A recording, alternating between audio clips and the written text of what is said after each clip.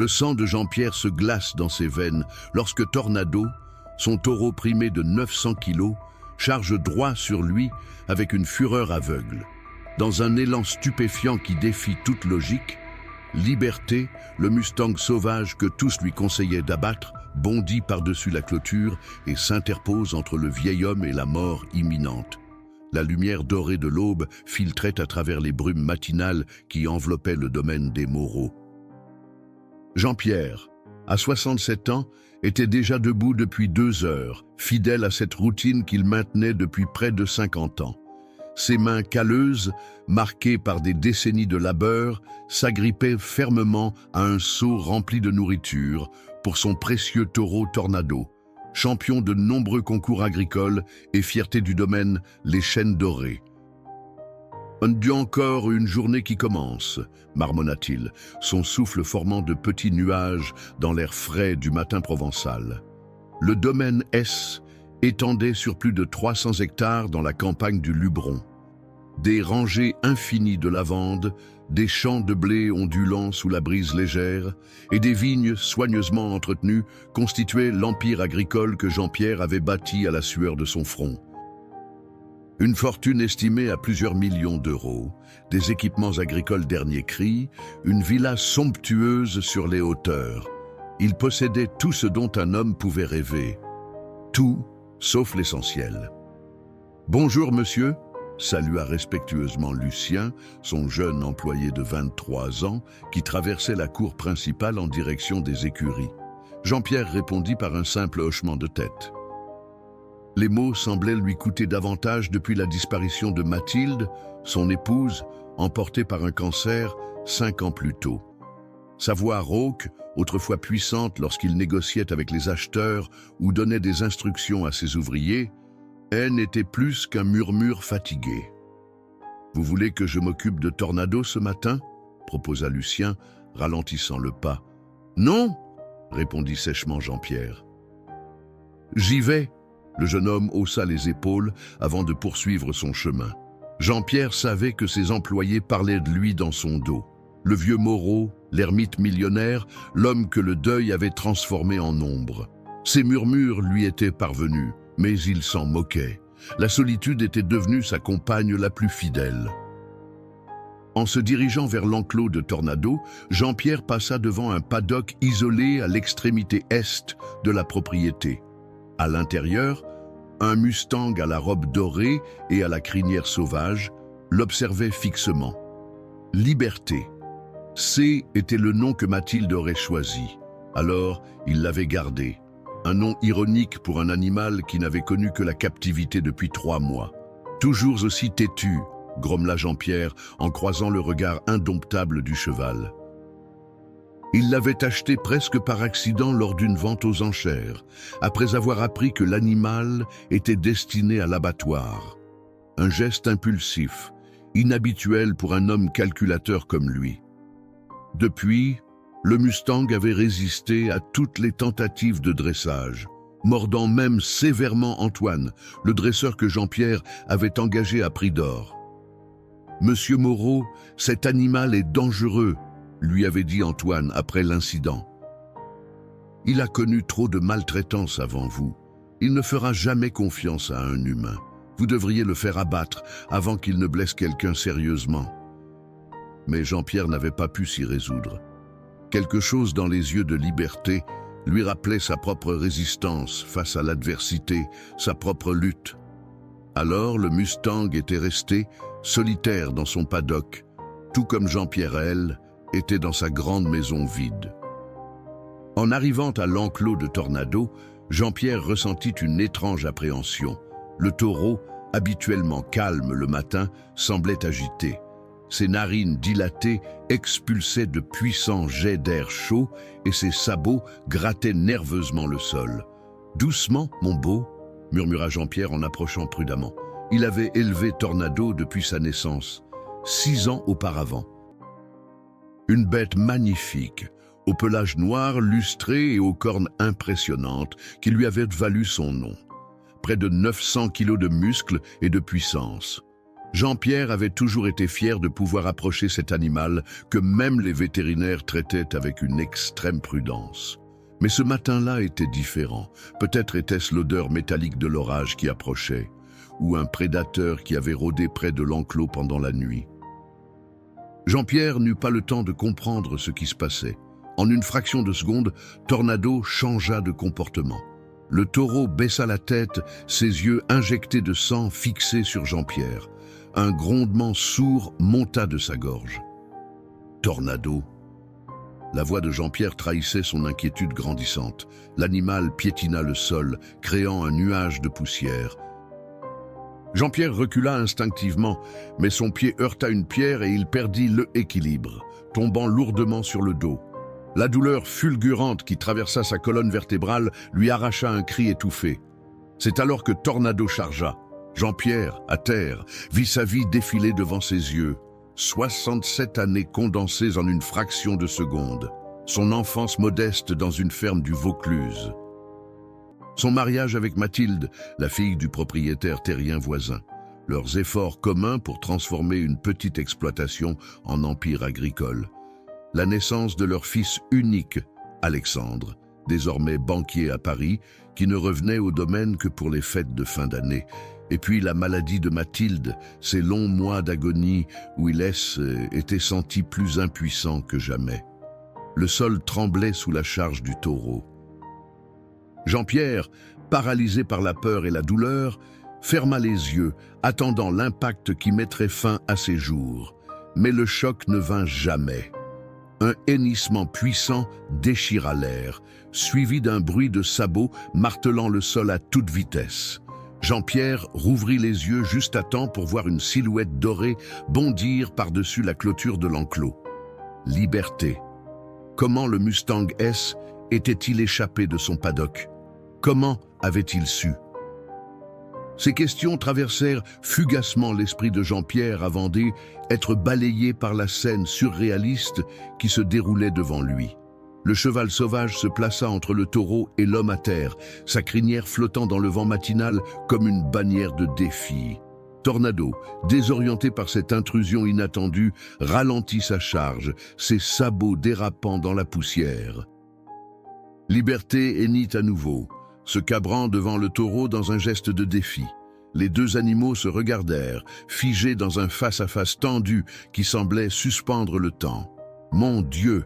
souffla Jean-Pierre, incapable de croire ce qu'il voyait. Profitant de cette distraction, il rampa douloureusement vers la clôture, chaque mouvement envoyant des éclairs de douleur dans son dos. Il entendait derrière lui les souffles rauques des deux animaux, le martèlement de leurs sabots sur le sol durci.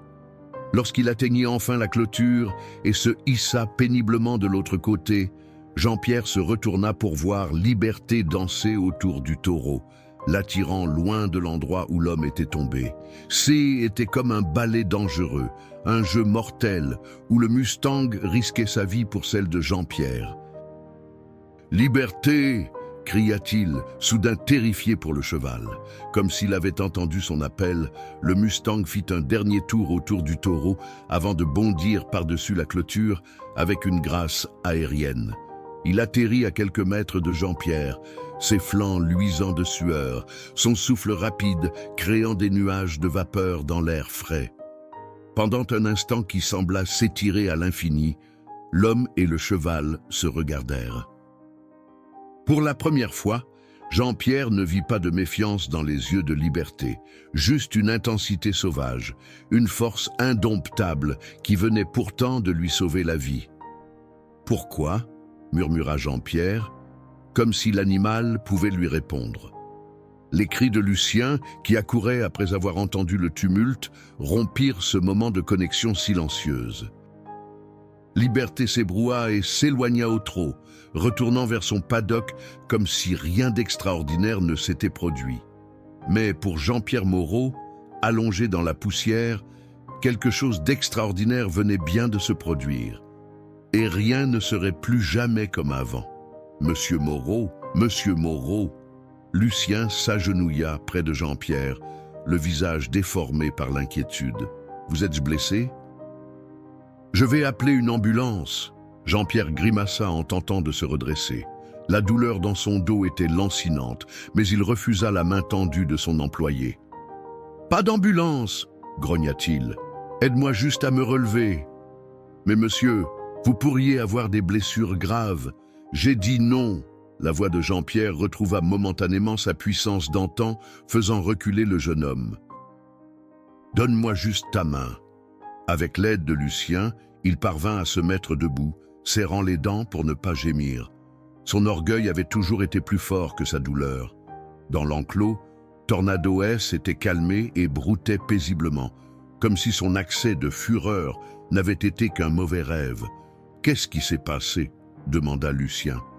« J'ai vu le Mustang sortir d'ici entre-temps, et puis vous, par terre, il m'a sauvé la vie. » répondit simplement Jean-Pierre, son regard fixé sur la silhouette dorée qui s'éloignait. Tornado a chargé, et Liberté s'est interposée. Lucien le regarda avec incrédulité. Le Mustang sauvage? Celui qu'Antoine voulait abattre? C'est impossible, monsieur. Jean-Pierre ne prit pas la peine de répondre. Ce qu'il avait vu défiait effectivement la logique, mais il savait ce qui s'était passé. Il s'appuya lourdement sur Lucien, tandis qu'il retournait vers la maison principale. Le domaine S éveillait. Des travailleurs saisonniers arrivaient en camionnette pour la récolte de lavande qui commencerait ce jour-là. Élisabeth, la gouvernante qui s'occupait de la maison depuis la mort de Mathilde, balayait énergiquement le perron. Elle lâcha son balai en voyant Jean-Pierre s'approcher, soutenu par Lucien. « Sainte Vierge !» s'exclama-t-elle en accourant. « Que vous est-il arrivé ?»« Rien de grave !» marmonna Jean-Pierre. « Juste une chute. »« Tornado a chargé !» corrigea Lucien. Le patron aurait pu y rester si ce N n'était pas pour le Mustang. Élisabeth écarquilla les yeux, se signant rapidement. « Et quel Mustang ?»« Liberté !» répondit Jean-Pierre, agacé par ces questions alors que chaque mot lui coûtait un effort. Il s'est interposé entre le taureau et moi. La gouvernante et Lucien échangèrent un regard que Jean-Pierre connaissait trop bien. Le regard que les gens réservaient au vieillard qui commençait à perdre la raison. « Je ne suis pas fou », grogna-t-il. « C'est ce qui s'est passé. »« Bien sûr, monsieur », acquiesça Élisabeth d'un ton apaisant. « Venez vous asseoir, je vais chercher la trousse de premiers soins et appeler le docteur Leroy. » Jean-Pierre voulut protester, mais une vague de douleur le submergea et il se laissa guider jusqu'au salon. Une fois installé dans son fauteuil préféré, il ferma les yeux, revivant mentalement la scène. Le regard de Liberté, cette connexion instantanée. Il n'avait pas imaginé cela. Le docteur Leroy arriva 1 heure plus tard. C était un homme d'une 50aine d'années qui soignait la famille Moreau depuis des décennies. Après un examen minutieux, il diagnostiqua une contusion sévère au bas du dos. Mais heureusement, pas de fracture. « Vous avez eu de la chance, Jean-Pierre », déclara-t-il en rangeant son stéthoscope.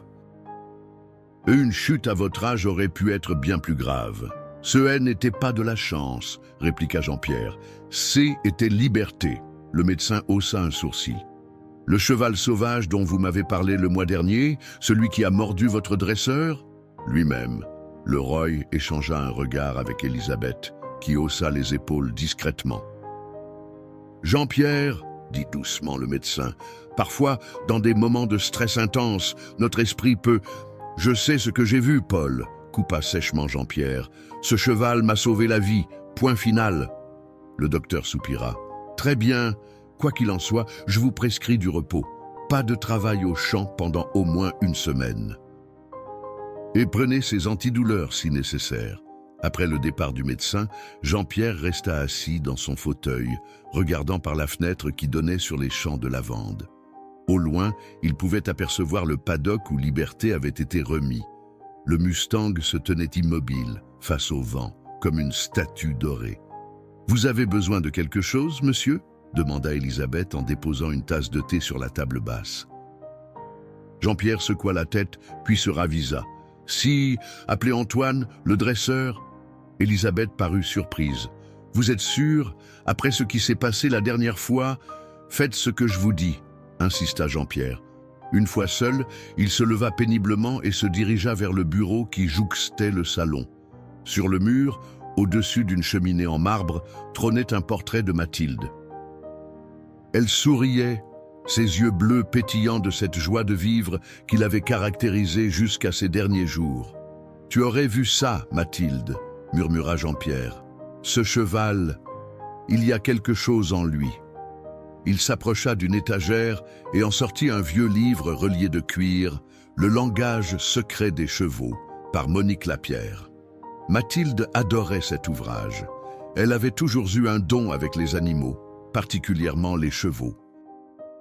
Les chevaux ressentent nos émotions mieux que nous-mêmes, disait-elle souvent. Jean-Pierre n'avait jamais vraiment cru à ces théories. Pour lui, les animaux étaient soit des outils de travail, soit des investissements. Il les respectait, les soignait correctement, mais ne leur attribuait pas de sensibilité particulière. Mais aujourd'hui, après ce qu'il avait vécu, il ouvrit le livre et commença à lire, pour la première fois vraiment intéressé par ce que Mathilde avait tant aimé. Peut-être y trouverait-il une explication à ce comportement incompréhensible.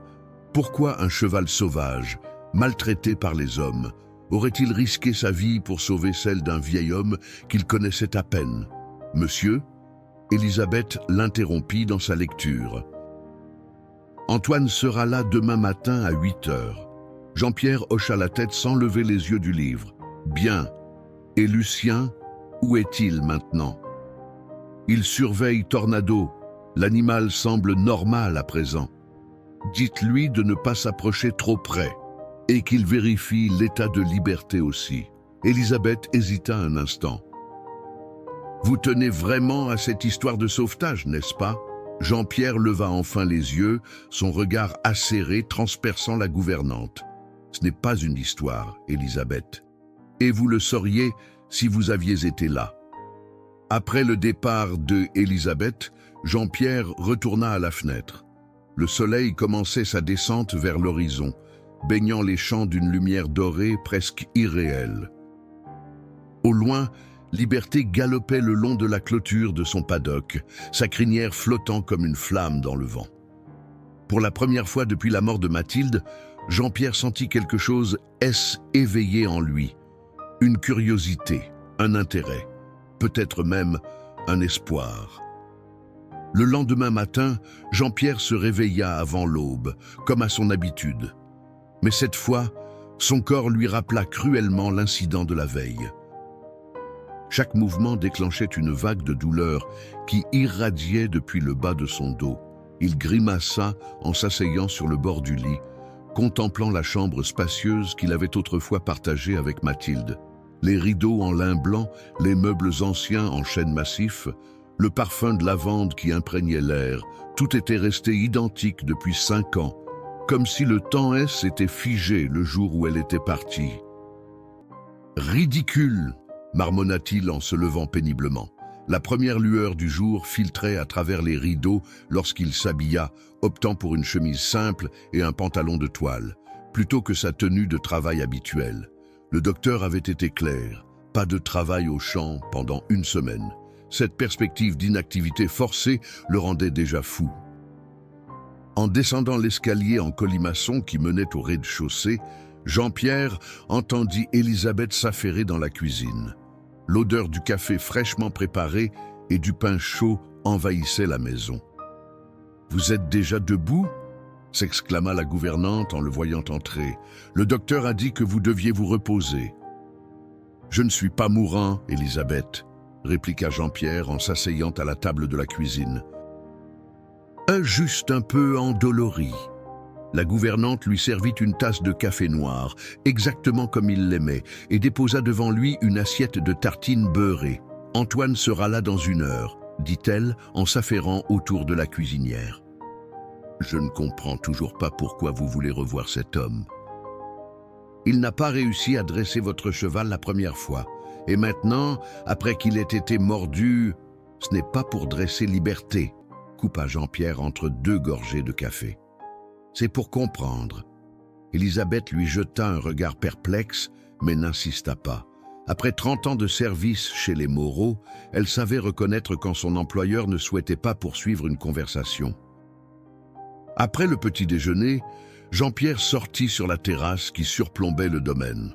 De là, il pouvait contempler l'étendue de ses terres, les champs de lavande qui commençaient à fleurir, créant un océan violet ondulant sous la brise, les vignes parfaitement alignées sur les coteaux, les oliveraies centenaires, et plus loin, les pâturages où paissaient les troupeaux. Son regard s'arrêta sur le paddock isolé. Liberté était là, immobile, regardant dans sa direction comme s'il savait que Jean-Pierre l'observait. Cette connexion étrange qu'il avait ressentie la veille semblait toujours présente, comme un fil invisible tendu entre eux. « Monsieur Moreau ». La voix de Lucien interrompit sa contemplation. « J'ai vérifié Tornado comme vous me l'aviez demandé. Il est parfaitement calme ce matin. » « Aucun signe d'agressivité ? » ?»« Non, monsieur. » Le vétérinaire pense qu'il a pu être effrayé par quelque chose hier, peut-être un prédateur qui rôdait près de l'enclos pendant la nuit. Jean-Pierre hocha la tête, peu convaincu. Il connaissait Tornado depuis sa naissance. Ce N n'était pas un animal facilement effrayable. Et Liberté, le Mustang? Lucien parut surpris par la question. Il semble normal aussi. Enfin, aussi normal que peut-elle être un cheval sauvage en captivité. Le jeune homme hésita un instant avant d'ajouter « J'ai vérifié la clôture de son paddock, comme vous me l'aviez demandé. Elle est intacte. Je ne comprends pas comment il a pu échapper hier. » Jean-Pierre fronça les sourcils. « Tu es sûr ? » ?»« Absolument. Pas de trou, pas de barrière endommagée. C'est comme si l'S était volatilisé. » Cette information troubla Jean-Pierre plus qu'il ne voulut l'admettre. Comment Liberté avait-il su qu'il était en danger? Comment S était-il échappé d'un enclos sécurisé? Et surtout, pourquoi avait-il risqué sa vie pour un homme qu'il connaissait à peine? Le bruit d'un moteur interrompit ses réflexions. Une camionnette bleue délabrée remontait l'allée de gravier menant à la maison. « Antoine est là », annonça Lucien. Jean-Pierre se redressa, ignorant la douleur dans son dos. « Fais-le venir ici !» Antoine Dubois était un homme d'une quarantaine d'années, au visage buriné par le soleil et aux mains calleuses qui témoignaient d'une vie passée au contact des chevaux. Un bandage entourait encore son avant-bras gauche, souvenir de sa dernière rencontre avec Liberté. « Monsieur Moreau » salua-t-il en serrant la main de Jean-Pierre. « Votre appel m'a surpris. Je pensais que vous auriez fait abattre ce Mustang après ce qu'il m'a fait. Les circonstances ont changé, répondit simplement Jean-Pierre. Asseyez-vous. » Antoine prit place dans un fauteuil en osier, son regard méfiant trahissant sa curiosité. « Votre gouvernante m'a parlé d'un accident avec Tornado, et apparemment, le Mustang vous aurait sauvé. » Jean-Pierre nota le scepticisme dans sa voix, mais choisit de l'ignorer. C'est exactement ce qui s'est passé. Liberté s'est interposée entre le taureau et moi. Ce que je veux savoir, c'est pourquoi. Antoine se frotta la barbe, pensif. Les comportements équins sont complexes, monsieur Moreau. Mais un cheval sauvage qui protège délibérément un humain, c'est inhabituel, pour ne pas dire plus. Vous ne me croyez pas, constata Jean-Pierre, une pointe d'irritation dans la voix. Ce n'est pas ça, tempéra Antoine. Mais vous devez comprendre que les chevaux, même domestiqués depuis des générations, restent des animaux de proie. Leur instinct leur dicte de fuir le danger, pas de s'y précipiter. Surtout un Mustang comme Liberté, qui a probablement connu la maltraitance. Jean-Pierre se leva, s'appuyant sur la balustrade de la terrasse. Et pourtant, c'est ce qu'il a fait. « Venez avec moi !» Sans attendre de réponse, il se dirigea vers les escaliers qui descendaient au jardin. Antoine le suivit, échangeant un regard interrogateur avec Lucien, qui haussa les épaules en signe d'impuissance. La marche jusqu'au paddock de Liberté fut lente et douloureuse pour Jean-Pierre, mais il refusa l'aide proposée par les deux hommes. Son obstination était légendaire dans la région. Ce n'était pas une blessure au dos qui allait la faire fléchir. Lorsqu'ils arrivèrent près de la clôture, le Mustang s'approcha immédiatement, fixant Jean-Pierre de ses yeux profonds. Il n'y avait pas de méfiance dans son regard, juste une intensité presque dérangeante. « Vous voyez » murmura Jean-Pierre. « Il me reconnaît ?» Antoine observait la scène avec étonnement. « C'est inhabituel. » La dernière fois que j'ai travaillé avec lui, il refusait même qu'on s'approche de la clôture. Jean-Pierre tendit lentement la main vers le Mustang, s'arrêtant à quelques centimètres de son museau. Liberté renifla l'air. Puis, à la stupéfaction des trois hommes, avança sa tête pour effleurer les doigts de Jean-Pierre. « Mon Dieu !» souffla Antoine. Je n'ai jamais vu un cheval sauvage faire ça, surtout après le type de traumatisme qu'il a dû subir. Lucien, qui se tenait légèrement en retrait, paraissait tout aussi abasourdi. « Alors vous aviez raison, monsieur. Il vous a vraiment sauvé hier. » Jean-Pierre ne répondit pas, absorbé par ce contact timide mais réel avec Liberté. Quelque chose d'inexplicable se produisait entre lui et cet animal, quelque chose qui dépassait sa compréhension rationnelle. « Je veux apprendre », dit-il finalement, se tournant vers Antoine. « Je veux comprendre ce cheval, m'en occuper moi-même. » Antoine écarquilla les yeux. « Monsieur Moreau, sans vouloir vous offenser, vous avez 67 ans et vous venez d'échapper de justesse à un taureau furieux. Ce Mustang est imprévisible et potentiellement dangereux. Je n'ai pas demandé votre avis, » répliqua sèchement Jean-Pierre. « Je veux que vous m'appreniez. Je paierai ce qu'il faudra. » Antoine soupira, reconnaissant la détermination inflexible dans les yeux du vieil homme. « Très bien, mais nous commencerons doucement. Et vous devrez suivre mes instructions à la lettre. » Jean-Pierre acquiesça, reportant son attention sur Liberté qui n'avait pas bougé, son regard toujours fixé sur lui, comme s'il comprenait chaque mot de leur conversation. « Nous commençons demain, » déclara Jean-Pierre.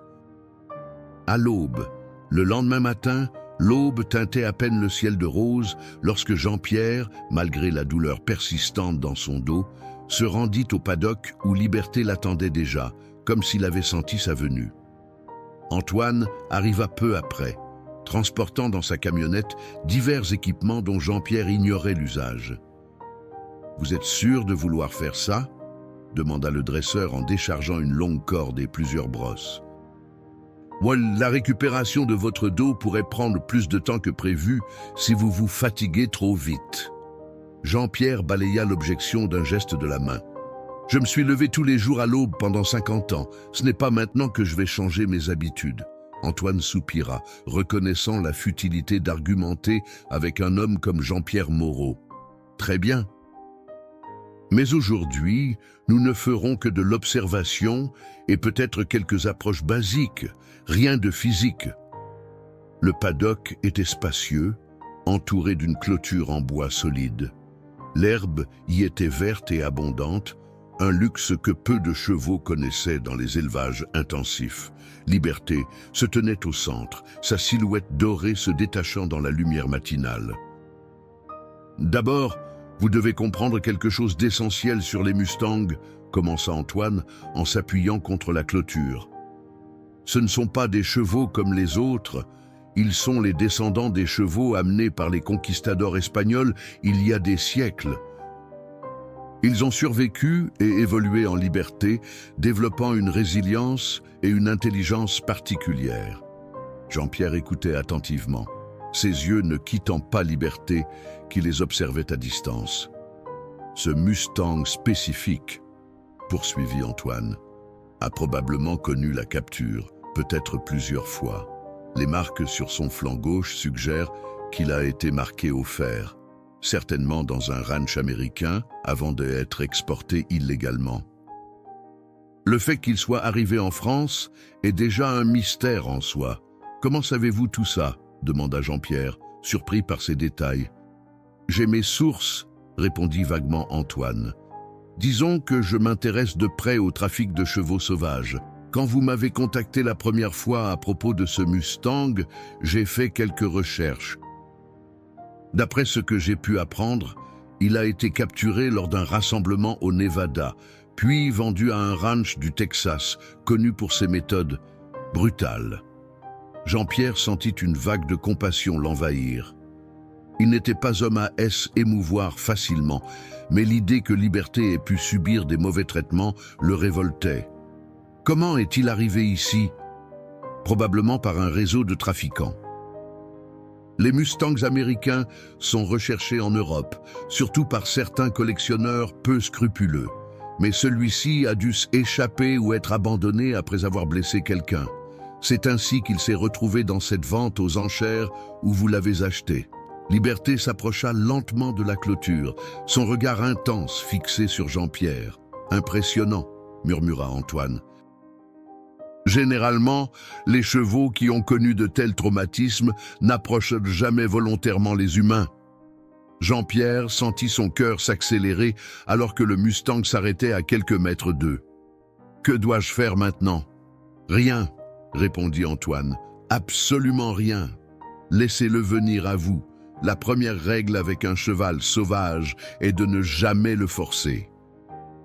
Tout doit venir de lui. » Ils restèrent immobiles pendant ce qui sembla une éternité.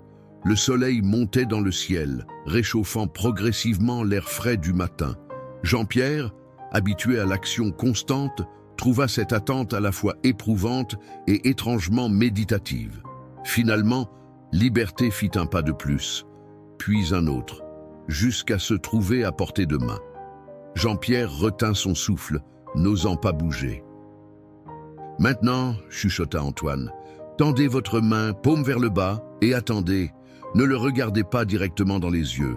Pour un cheval, c'est une forme d'agression. » Jean-Pierre s'exécuta, tendant lentement sa main entre les barreaux de la clôture. Liberté hésita, puis avança son museau pour renifler les doigts du vieil homme.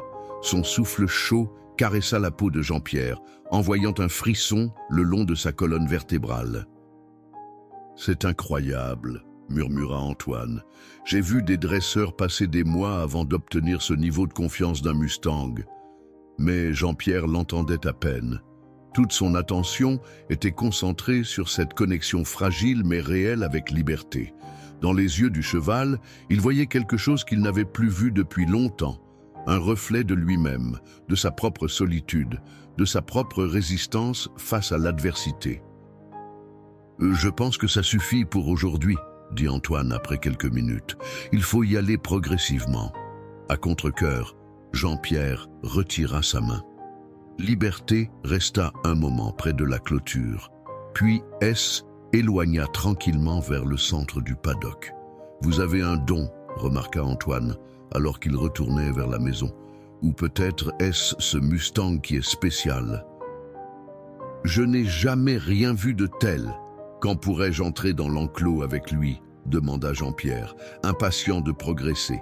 Antoine s'arrêta net. « Monsieur Moreau, ce que nous venons de voir est encourageant. Mais n'oubliez pas que ce cheval m'a mordu assez sévèrement il y a quelques semaines. La prudence reste de mise. Il m'a sauvé la vie, insista Jean-Pierre. Il ne me fera pas de mal. Vous ne pouvez pas en être certain. Les chevaux sauvages restent imprévisibles, même ceux qui semblent s'être attachés à un humain. » Cette discussion fut interrompue par l'arrivée de Elisabeth qui agitait un téléphone portable. « Monsieur Moreau, c'est votre fils, Alexandre. Il dit que c'est urgent. » Jean-Pierre fronça les sourcils. Son fils l'appelait rarement et jamais en semaine à cette heure-ci. Il prit le téléphone avec une pointe d'appréhension. « Alexandre? Papa? Dieu merci, tu vas bien ?» La voix d'Alexandre trahissait un soulagement évident. « Lucien m'a appelé hier soir pour me parler de l'accident avec Tornado. Pourquoi ne m'as-tu pas prévenu ?» Jean-Pierre lança un regard accusateur à Elisabeth, qui haussa les épaules d'un air innocent. Ce haine n'était rien de grave, juste une chute. « Une chute ? Lucien m'a dit que tu as failli te faire tuer par ton propre taureau. » Lucien parle trop, grommela Jean-Pierre. « Je vais bien, Alexandre. Pas besoin de t'inquiéter à Paris. » Il y eut un silence au bout de la ligne, puis Je prends le premier TGV ce matin. Je serai là en début d'après-midi. Quoi? Non, c'est ridicule. Tu as ton travail.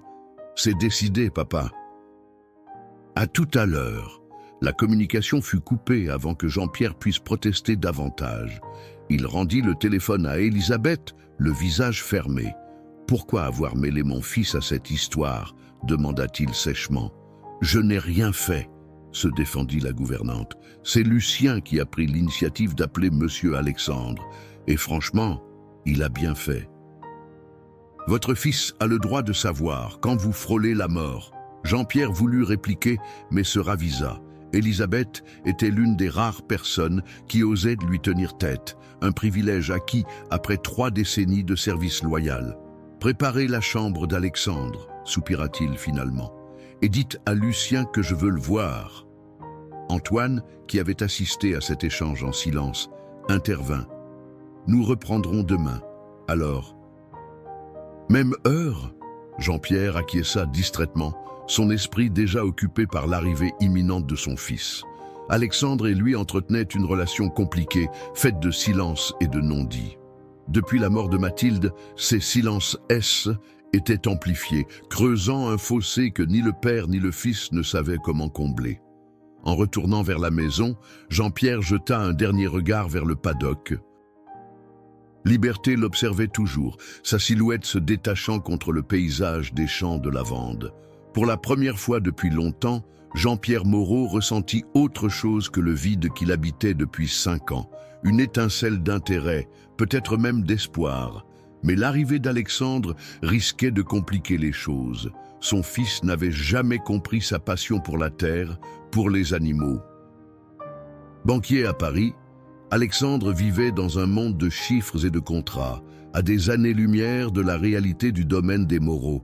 Comment lui expliquer ce lien inexplicable avec un Mustang sauvage? Comment lui faire comprendre que, pour la première fois depuis la mort de Mathilde, quelque chose avait réveillé son désir de vivre pleinement? L'après-midi était bien avancé lorsque la Peugeot de location d'Alexandre remonta l'allée de gravier du domaine.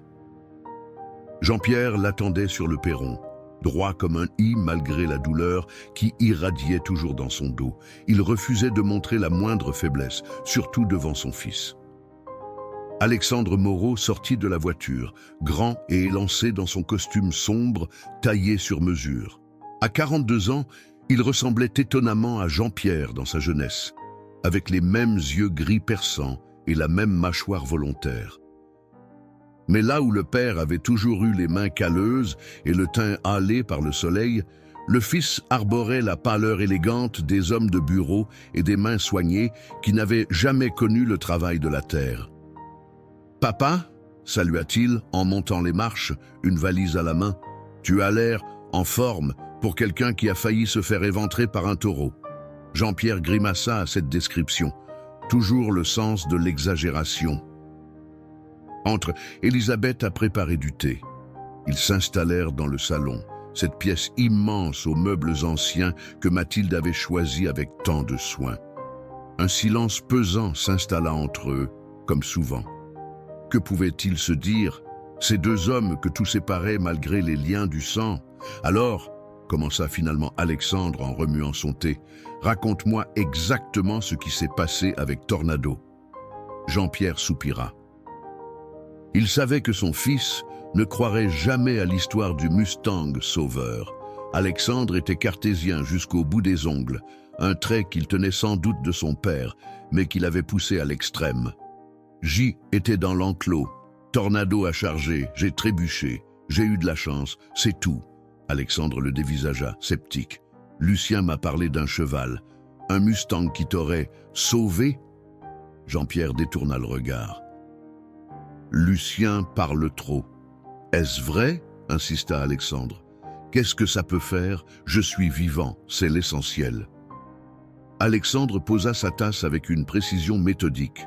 Ça fait, papa, que tu as 67 ans et que tu continues à travailler comme si tu en avais 30. Ça fait que tu vis seul dans cette immense propriété, avec pour seule compagnie des employés et des animaux dangereux. Je ne suis pas seul, s'emporta Jean-Pierre. J'ai Élisabeth, Lucien et des dizaines d'ouvriers saisonniers. Ce n'est pas la même chose et tu le sais, répliqua doucement Alexandre. Depuis que maman est partie, ne mêle pas ta mère à ça, coupa sèchement Jean-Pierre. Un nouveau silence s'installa, plus lourd encore que le précédent. Par la fenêtre, Jean-Pierre pouvait apercevoir au loin le paddock de Liberté. Le Mustang s'y déplaçait avec cette grâce sauvage qui le caractérisait, libre et pourtant prisonnier. « J'ai réfléchi », reprit Alexandre, choisissant soigneusement ses mots. « Il est peut-être temps d'envisager des changements. » Jean-Pierre se raidit. « Quel genre de changement ? Tu pourrais vendre le domaine, ou au moins en confier la gestion à quelqu'un de plus jeune. Tu as travaillé toute ta vie, papa. Tu mérites de te reposer, de profiter de tes vieux jours. » « Mes vieux jours ?» Jean-Pierre eut un rire sans joie. « Tu me mets déjà un pied dans la tombe ?»« Ce n'est pas ce que j'ai dit, » soupira Alexandre. « Mais cet accident avec Tornado, c'est un avertissement. La prochaine fois, tu pourrais ne pas avoir autant de chance. » Jean-Pierre se leva brusquement, ignorant la douleur dans son dos. « Je n'ai pas besoin de chance. Et je n'ai certainement pas besoin qu'on me dise comment gérer ma vie ou mon domaine. » Alexandre le regarda avec une expression où se mêlaient la frustration et l'inquiétude. « Tu es exactement comme lui, tu sais. Comme qui? Comme grand-père. Maman me racontait qu'il a travaillé jusqu'à sa dernière heure, qu'il refusait l'aide de quiconque. Tu finis par lui ressembler de plus en plus. » Jean-Pierre se figea. La comparaison avec son propre père, un homme dur et inflexible, le frappa plus qu'il ne voulut l'admettre. « Ton grand-père était un homme d'une autre époque, » dit-il finalement. « Il faisait ce qu'il croyait juste. Et il est mort seul dans ses champs, » acheva doucement Alexandre. « C'est ce que tu veux aussi ?» Avant que Jean-Pierre puisse répondre, Lucien frappa à la porte du salon. « Excusez-moi, monsieur, mais Antoine est là. » Il dit que c'est au sujet de Liberté. Jean-Pierre se sentit partagé entre l'agacement de être interrompu et le soulagement de échapper temporairement à cette conversation difficile. « J'arrive, » dit-il avant de se tourner vers son fils. « Nous reprendrons cette discussion plus tard. »« Liberté ?» demanda Alexandre, intrigué. « C'est le Mustang dont parlait Lucien ?»« Oui, » admit Jean-Pierre à contre-cœur. « J'apprends à le connaître ?» Alexandre haussa les sourcils. « Toi, avec un cheval sauvage, depuis quand t'intéresses-tu au dressage ?»« Ce n'est pas du dressage, » corrigea Jean-Pierre. « C'est différent. » Il sortit sans attendre la réaction de son fils, mais sentit son regard interrogateur le suivre jusqu'à la porte. Antoine attendait près de sa camionnette, l'air préoccupé. « Monsieur Moreau, je suis désolé de vous déranger, mais il y a quelque chose que vous devriez voir. » Jean-Pierre le suivit jusqu'au paddock. Alexandre leur emboîtant le pas à distance. Liberté se tenait immobile au centre de l'enclos. Mais quelque chose dans sa posture alerta immédiatement Jean-Pierre. « Il n'a pas touché à son eau ni à sa nourriture depuis ce matin, » expliqua Antoine. « Et regardez sa façon de se tenir.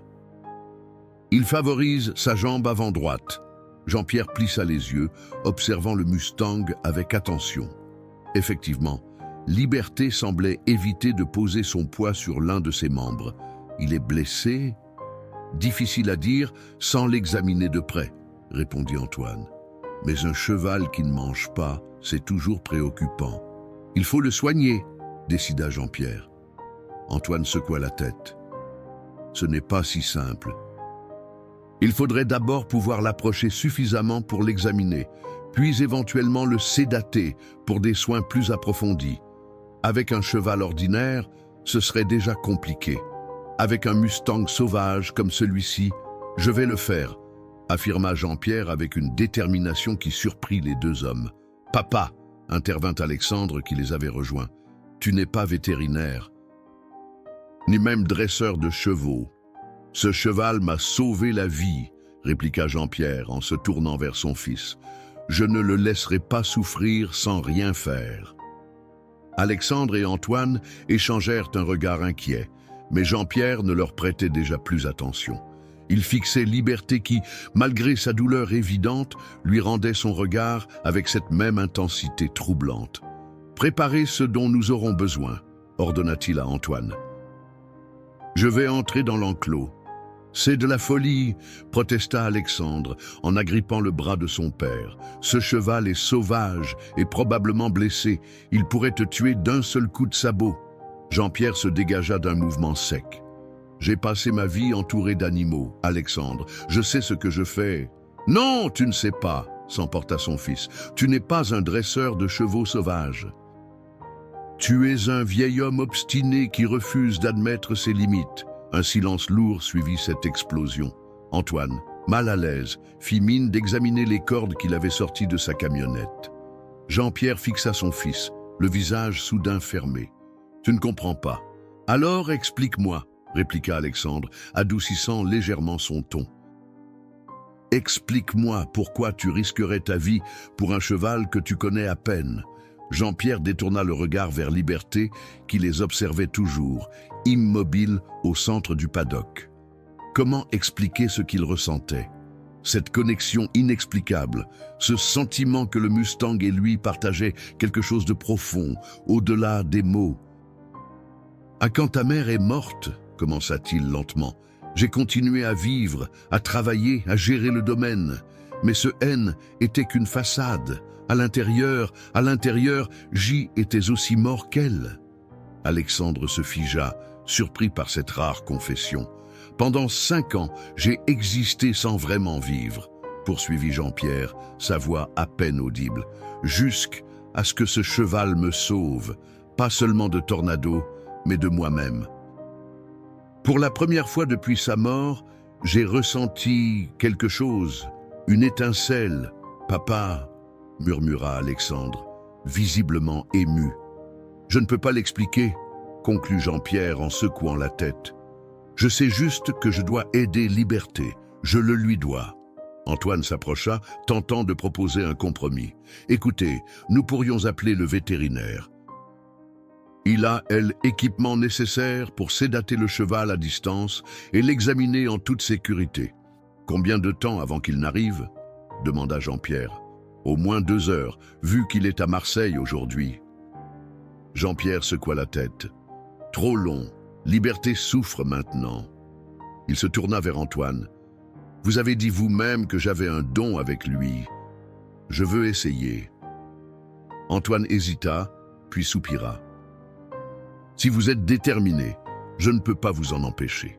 Mais suivez mes instructions à la lettre. » Jean-Pierre acquiesça, puis regarda son fils. « Tu peux rester ici si tu veux, ou retourner à la maison. » Alexandre serra les poings, partagé entre la colère et l'inquiétude.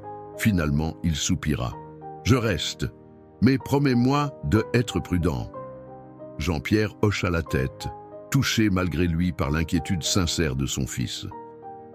Antoine lui tendit une petite radio portative. « Gardez ceci avec vous. Au moindre problème, dites-le et nous interviendrons. » Jean-Pierre glissa l'appareil dans sa poche et s'approcha de la porte du paddock. Son cœur battait fort dans sa poitrine, mais étrangement, ce haine n'était pas de la peur qu'il ressentait, plutôt une sorte d'excitation mêlée d'appréhension, comme à l'aube d'une découverte importante. « Approchez-vous lentement », conseilla Antoine. « Oh, ne le regardez pas directement dans les yeux. Parlez-lui doucement pour qu'il s'habitue à votre voix. » Jean-Pierre ouvrit la porte et entra dans l'enclos, la refermant soigneusement derrière lui. Liberté dressa immédiatement les oreilles, tous ses sens en alerte. Mais il ne s'enfuit pas comme l'aurait fait tout cheval sauvage, confronté à un humain dans son espace. « Doucement, mon beau », murmura Jean-Pierre en avançant à pas mesurés. « Je veux juste t'aider. » Chaque pas était une négociation silencieuse entre l'homme et l'animal. Jean-Pierre s'arrêtait dès que Liberté montrait le moindre signe de nervosité, puis reprenait sa progression lorsque le Mustang se détendait à nouveau. De l'autre côté de la clôture, Alexandre observait cette danse lente avec une fascination mêlée d'angoisse. Il n'avait jamais vu son père ainsi, vulnérable et ouvert, cherchant à établir une connexion plutôt qu'à imposer sa volonté comme il le faisait habituellement avec tout le monde, y compris son propre fils. « C'est incroyable », chuchota Antoine à côté de lui. « Généralement, un Mustang sauvage ne laisserait jamais un humain s'approcher autant, surtout s'il est blessé. » Jean-Pierre N était plus qu'à 3 mètres de Liberté. Le Mustang soufflait nerveusement, mais restait en place, ses yeux sombres fixés sur l'homme qui avançait vers lui. « Je sais que tu as mal », dit doucement Jean-Pierre, sa voix à peine plus forte qu'un murmure. « Laisse-moi voir, laisse-moi t'aider. » Il tendit lentement la main, paume vers le bas comme Antoine le lui avait appris la veille. Liberté renifla l'air, puis, à la stupéfaction des 2 spectateurs, avança d'un pas vers Jean-Pierre, réduisant encore la distance entre eux. « Mon Dieu !» souffla Antoine, « je n'ai jamais rien vu de tel. » Jean-Pierre était maintenant suffisamment proche pour toucher Liberté. Avec des gestes d'une lenteur délibérée, il posa sa main sur l'encolure du cheval. Le contact fut électrisant. Sous ses doigts, il sentait la chaleur de l'animal, le frémissement de ses muscles puissants, la vie qui pulsait en lui. Liberté frissonna mais ne recula pas. Il y avait dans son regard une confiance que Jean-Pierre n'aurait jamais cru possible chez un animal qui avait connu tant de souffrances. Doucement, presque religieusement, Jean-Pierre laissa glisser sa main le long du corps du Mustang, parlant continuellement d'une voix basse et apaisante. Lorsqu'il s'approcha de la jambe avant droite, Liberté tressaillit légèrement. « C'est là que ça fait mal, n'est-ce pas ?» murmura Jean-Pierre. Avec précaution, il s'accroupit pour examiner le membre douloureux. Ce qu'il vit lui fit froncer les sourcils.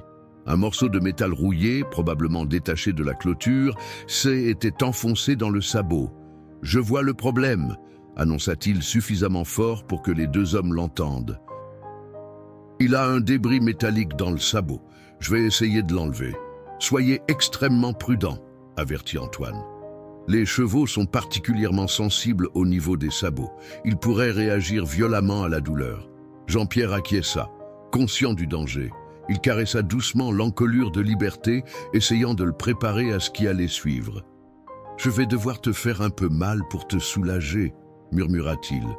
« Fais-moi confiance. » Comme s'il comprenait ses paroles, Liberté resta parfaitement immobile, tandis que Jean-Pierre soulevait délicatement son sabot blessé. Le vieil homme grimaça en sentant la douleur dans son dos s'intensifier avec cette position inconfortable, mais il l'ignora, concentré sur sa tâche. Le morceau de métal était profondément enfoncé, mais heureusement, il n'avait pas atteint les parties sensibles du pied. Avec des doigts rendus habiles par des décennies de travail manuel, Jean-Pierre saisit fermement le débris et, d'un mouvement vif mais contrôlé, l'extirpa d'un coup. Liberté hennit de douleur et se cabra légèrement, mais de manière surprenante.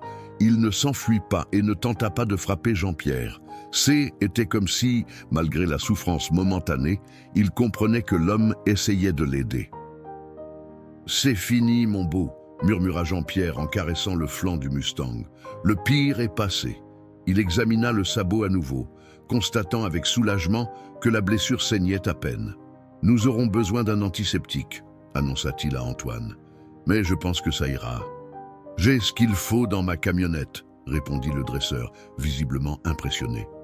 « Je vous l'apporte. » Pendant qu'Antoine s'éloignait, Jean-Pierre resta près de Liberté, le caressant doucement et lui parlant à voix basse.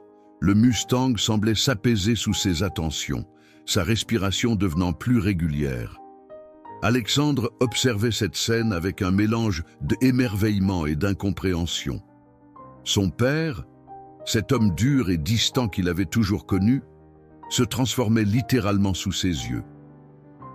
Il y avait dans ses gestes une tendresse, une vulnérabilité qu'Alexandre ne lui avait jamais vue, pas même avec sa mère.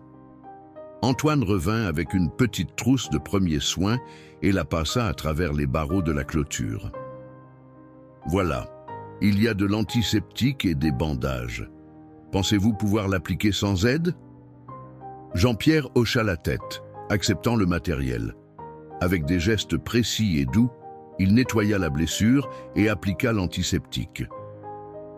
Liberté tressaillit, mais resta remarquablement calme tout au long du processus. « Incroyable », murmura Antoine à Alexandre. « Votre père a un don naturel que je n'ai vu que chez très peu de personnes. C'est comme si ce cheval et lui se comprenaient à un niveau que je ne peux même pas expliquer. » Alexandre ne répondit pas, absorbé par le spectacle de son père et du Mustang sauvage. Il repensait aux dernières paroles de Jean-Pierre avant d'entrer dans l'enclos. Pour la première fois depuis sa mort, j'ai ressenti quelque chose.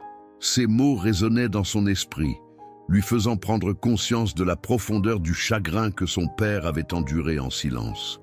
Une fois les soins terminés, Jean-Pierre se redressa lentement, grimaçant à cause de son dos douloureux. Liberté le regardait toujours, avec ce qui semblait être de la gratitude dans ses yeux profonds. « Voilà, c'est fini », dit Jean-Pierre en caressant une dernière fois l'encolure du Mustang.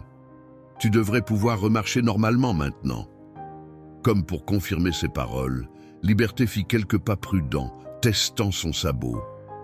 La douleur semblait considérablement diminuer, car il posait désormais son poids sur le membre blessé sans hésitation. Jean-Pierre sourit, un vrai sourire qui illumina son visage fatigué. Il recula lentement, maintenant le contact visuel avec Liberté jusqu'à ce qu'il atteigne la porte du paddock. Là, il sortit avec précaution, refermant soigneusement la clôture derrière lui. « Tu l'as fait », dit Alexandre, une note d'admiration involontaire dans sa voix. « Tu as vraiment réussi à soigner ce cheval sauvage. » Jean-Pierre haussa les épaules, mais la fierté était visible dans ses yeux. « Il m'a fait confiance. » « C'est plus que cela, » intervint Antoine en secouant la tête avec étonnement. « J'ai travaillé avec des chevaux toute ma vie et je n'ai jamais rien vu de tel. C'est comme si vous aviez un lien. » Spirituel avec ce Mustang. Jean-Pierre regarda Liberté qui, était approché de l'abreuvoir et buvait enfin, signe évident que son état s'améliorait. « Peut-être que nous nous sommes reconnus, » dit-il doucement. Deux âmes blessées qui ont besoin l'une de l'autre. Alexandre observa son père avec un regard neuf. Pour la première fois, il entrevoyait une vulnérabilité, une profondeur que Jean-Pierre avait toujours soigneusement dissimulée derrière sa façade de force et d'indépendance. Le crépuscule enveloppait le domaine des Moreau d'une lumière dorée lorsque Jean-Pierre et Alexandre regagnèrent la maison principale. Antoine était parti après avoir promis de revenir le lendemain pour vérifier l'état de Liberté, laissant père et fils seuls avec le poids de leur non-dit. Ils dînèrent sur la terrasse, savourant la douceur de cette soirée d'été. Élisabeth avait préparé un gratin dauphinois accompagné d'un rôti de veau, l'un des plats préférés de Jean-Pierre, mais celui-ci mangeait distraitement, son regard se perdant souvent vers l'horizon où se trouvait le paddock de Liberté. « Il ira bien », dit Alexandre en remplissant le verre de son père avec un Côtes-du-Rhône qu'il avait apporté de Paris. « Tu l'as bien soigné ?» Jean-Pierre hocha la tête, surpris par ce compliment inattendu. « C'est un animal fort, il a survécu à bien pire. » Un silence confortable s'installa entre eux, bien différent de la tension qui caractérisait habituellement leurs interactions. Le vin aidant, les langues se délièrent progressivement. « Je ne t'ai jamais vu comme ça », dit finalement Alexandre en reposant son verre. « Avec le Mustang, je veux dire, tu étais différent. » Jean-Pierre haussa les épaules, mal à l'aise face à cette observation. « Et il avait besoin d'aide, c'est tout. » « Non, c'est plus que ça, » insista doucement Alexandre. « C'était comme si une partie de toi que je n'avais jamais vue, était révélée. » Le vieil homme ne répondit pas immédiatement, contemplant les reflets rubis du vin dans son verre. La nuit tombait lentement, les premières étoiles apparaissant dans le ciel comme des diamants sur un velours bleu-noir. « Ta mère aimait les chevaux, » dit-il finalement, sa voix à peine plus forte qu'un murmure. Elle disait toujours qu'il voyait au-delà des apparences, qu'il sentait ce que nous cachions même à nous-mêmes. Alexandre se figea, surpris par cette évocation spontanée de sa mère. Depuis sa mort, Jean-Pierre évitait scrupuleusement de parler d'elle, comme si le simple fait de prononcer son nom ravivait une douleur insupportable. « Je me souviens, acquiesça-t-il doucement. Elle m'emmenait faire du poney quand J était petit. Elle disait que les chevaux étaient les meilleurs juges de caractère. » Un fantôme de sourire passa sur le visage de Jean-Pierre. Elle avait raison, comme toujours.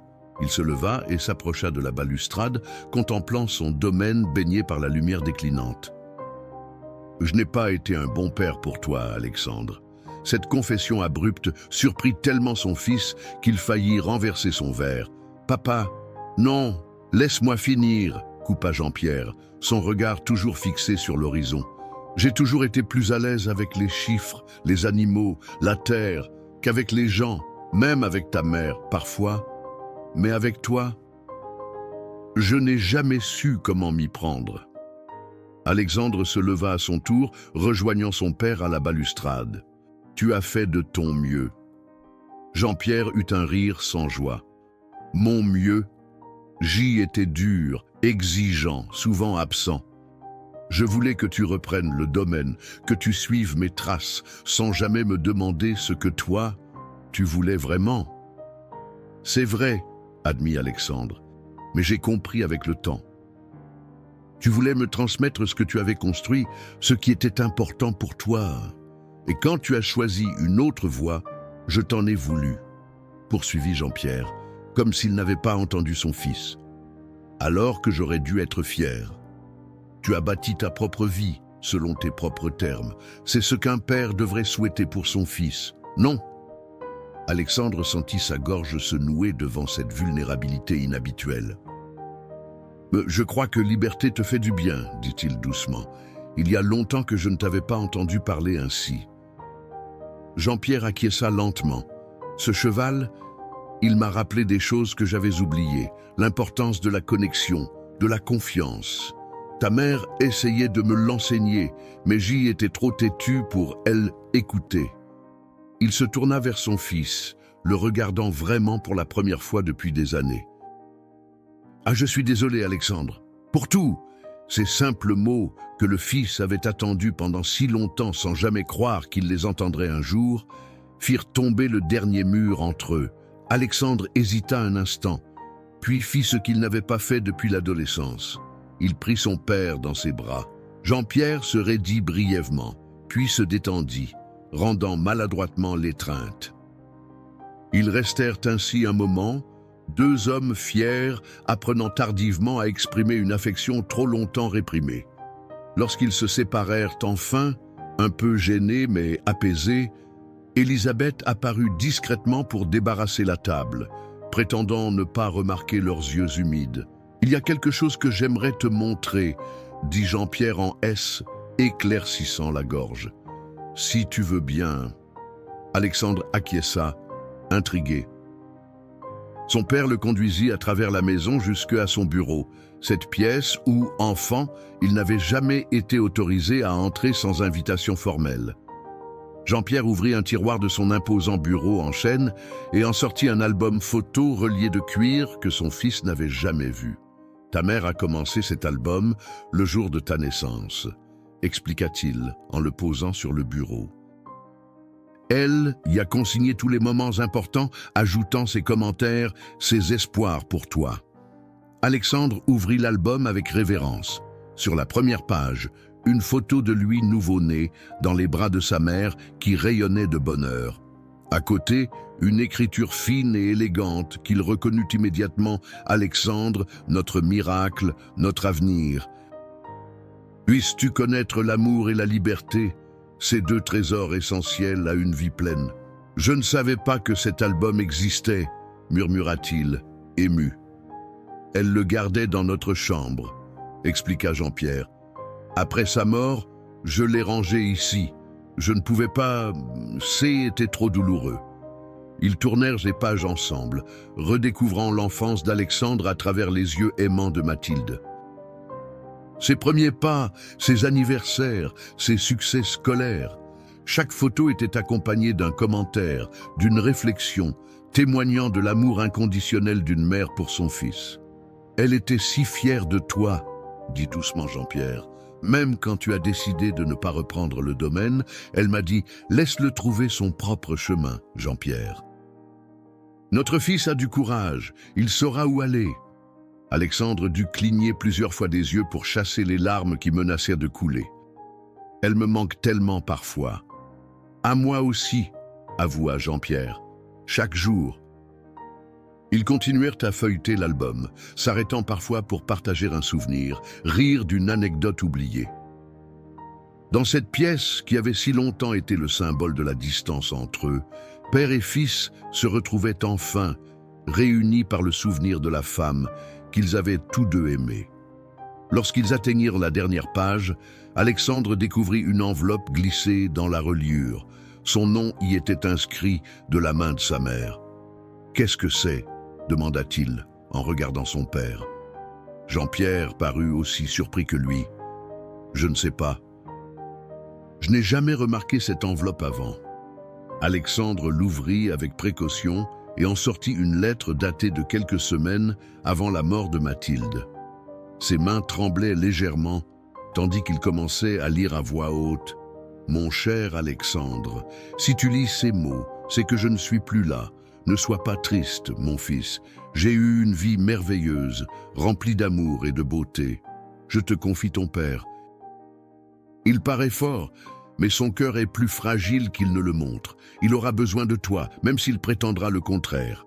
La solitude est son plus grand ennemi, bien qu'il soit trop fier pour l'admettre. Rappelle-lui de temps en temps qu'il n'y a plus dans la vie que le travail et les responsabilités, qu'il existe des joies simples qu'il a tendance à oublier. Peut-être trouvera-t-il un jour quelque chose, ou quelqu'un, qui lui rappellera ce que signifie vraiment être vivant. Je vous aime tous les deux plus que les mots ne peuvent l'exprimer. Veillez l'un sur l'autre pour moi. Ta mère qui t'aime pour l'éternité, Mathilde. » Un silence empreint d'émotion emplit la pièce après qu'Alexandre eut terminé sa lecture. Jean-Pierre semblait figé, les yeux rivés sur le portrait de Mathilde accroché au mur. « Elle savait, murmura-t-il finalement. Elle a toujours su. »« Quoi donc ?» demanda doucement Alexandre. « Que j'aurais besoin d'être sauvé, » répondit Jean-Pierre, sa voix à peine audible. Et d'une certaine façon, elle a envoyé liberté. Alexandre aurait normalement souri à cette idée irrationnelle venant de son père si cartésien. Mais après tout ce qu'il avait vu aujourd'hui, il n'était plus sûr de ce qui était possible ou impossible. « Oh, tu crois aux signes maintenant ?» demanda-t-il sans moquerie. Jean-Pierre haussa les épaules. « Je ne sais pas ce que je crois. Je sais seulement que ce Mustang est apparu dans ma vie au moment où j'en avais le plus besoin et qu'il m'a rappelé ce que ta mère essayait de m'enseigner depuis toujours, l'importance de la connexion, de l'ouverture aux autres. » Il reprit la lettre des mains de son fils et la relut en silence. Quelque chose ou quelqu'un qui lui rappellera ce que signifie vraiment être vivant. Elle avait raison, comme toujours. Alexandre posa une main sur l'épaule de son père. « Alors, quel est ton plan avec Liberté ?»« Je veux le comprendre, » répondit Jean-Pierre après un moment de réflexion. « Apprendre à communiquer avec lui, à gagner pleinement sa confiance. Pas pour le dompter ou l'utiliser, mais pour partager quelque chose avec lui. » « Je ne sais pas comment l'expliquer. »« Tu n'as pas besoin de l'expliquer, » assura Alexandre. « J'ai vu comment vous êtes ensemble. C'est spécial. » Jean-Pierre referma doucement l'album photo. « Tu repars demain ?» Alexandre hésita. Il avait prévu de rentrer à Paris le lendemain, mais quelque chose dans cette journée avait changé sa perspective. « En fait, j'ai pensé que je pourrais rester quelques jours de plus. » « Si ça ne te dérange pas, » le visage de Jean-Pierre S. éclaira d'une façon qu'Alexandre n'avait pas vue depuis des années. « J'aimerais beaucoup ça. » « Et peut-être, » ajouta Alexandre avec un léger sourire, « pourrais-tu me présenter correctement à Liberté ?» Pour la première fois depuis la mort de Mathilde, Jean-Pierre rit véritablement, un son que son fils avait presque oublié. « Je pense que vous vous entendriez bien tous les deux. » « Il est aussi têtu que toi. » Cette nuit-là, allongé dans son lit, Jean-Pierre contempla le plafond, repensant à cette journée extraordinaire. D'abord, sa connexion avec Liberté, puis cette réconciliation inattendue avec Alexandre.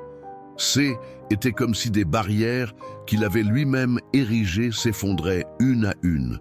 « Tu avais raison, Mathilde », murmura-t-il dans l'obscurité. Comme toujours. Et pour la première fois depuis 5 ans, il s'endormit sans cette lourdeur écrasante dans la poitrine, avec l'impression qu'une nouvelle page de sa vie commençait à s'écrire. Les jours qui suivirent apportèrent un rythme nouveau au domaine des Moreau. Chaque matin, Jean-Pierre et Alexandre se rendaient ensemble au paddock de Liberté, où Antoine les rejoignait pour les guider dans l'approche du Mustang. La présence de son fils, loin d'être une complication comme Jean-Pierre l'avait d'abord craint, s'avéra être une aide précieuse.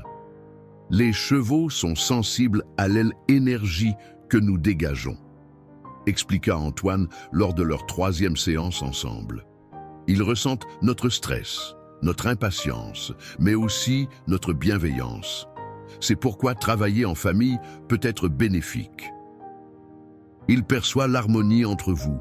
Jean-Pierre jeta un regard en coin à son fils qui, concentré, tendait une pomme à Liberté par-dessus la clôture. Le Mustang hésitait encore à accepter de la nourriture de la main d'Alexandre, contrairement à Jean-Pierre avec qui il avait développé une confiance solide. « Sois patient », conseilla Jean-Pierre. « Il a besoin de temps. » Alexandre sourit, amusé d'entendre son père lui prêcher la patience, lui qui avait toujours été d'une impatience légendaire. Comme nous tous, apparemment.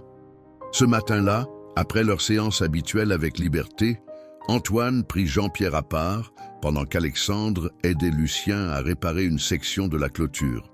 « Je pense qu'il est temps, » dit le dresseur. « Tempête, pourquoi ?» demanda Jean-Pierre, bien qu'il soupçonnât déjà la réponse. « Pour entrer à nouveau dans l'enclos, mais cette fois sans l'urgence d'une blessure à soigner. Juste pour être avec lui, établir une connexion plus profonde. » Jean-Pierre acquiesça, sentant un mélange d'excitation et d'appréhension monter en lui. « Aujourd'hui, si vous vous sentez prêt, » confirma Antoine. « À votre dos est suffisamment remis ?» Jean-Pierre fit quelques mouvements pour tester sa mobilité. La douleur était encore présente, mais supportable. « Ça ira », assura-t-il.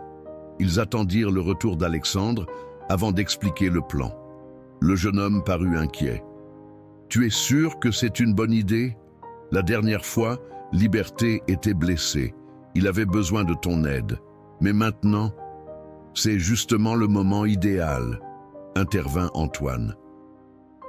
Quand un cheval sauvage accepte notre aide dans un moment de vulnérabilité, un lien se crée. Ce lien est précieux, mais fragile. Il faut le renforcer avant qu'il ne s'estompe.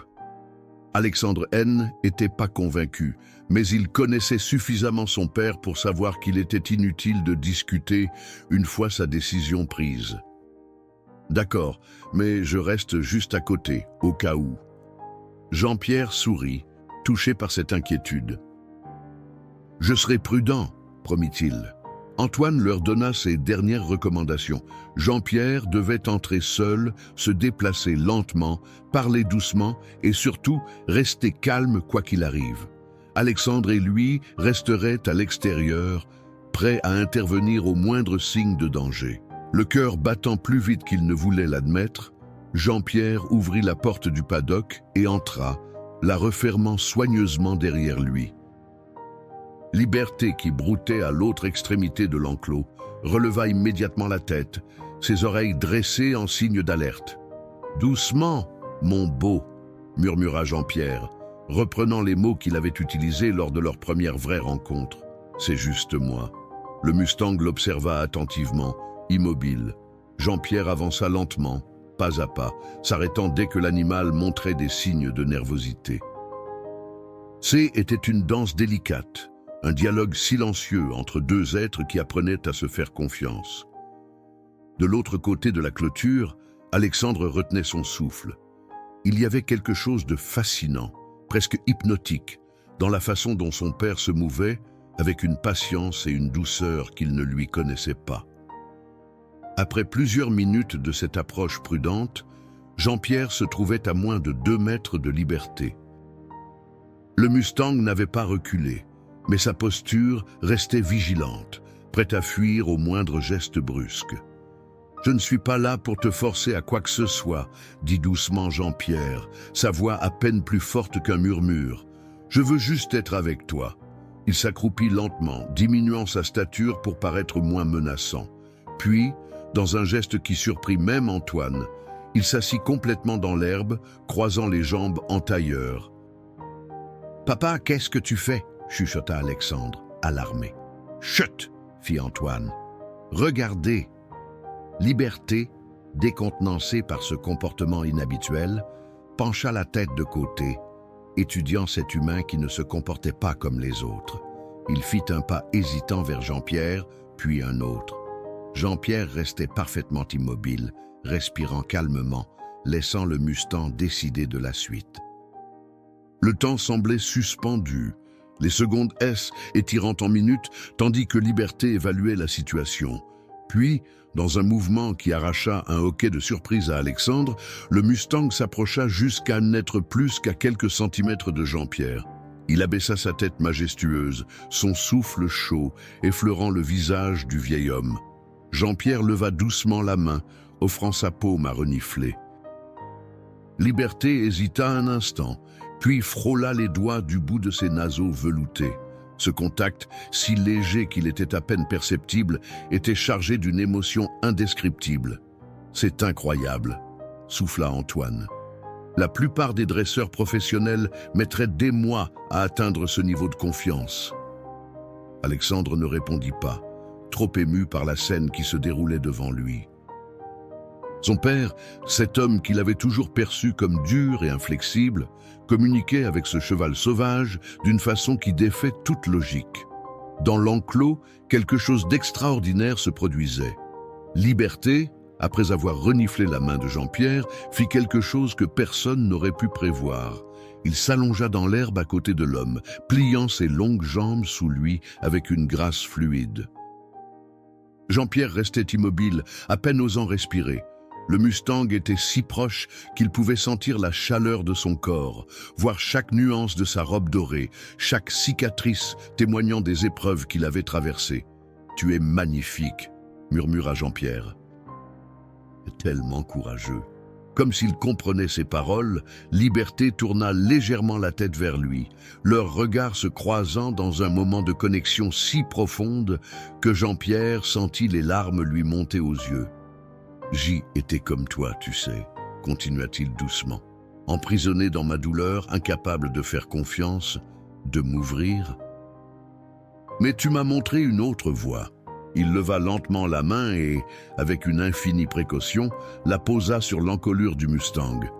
Liberté frémit mais ne s'écarta pas, acceptant ce contact qui aurait été impensable quelques semaines plus tôt.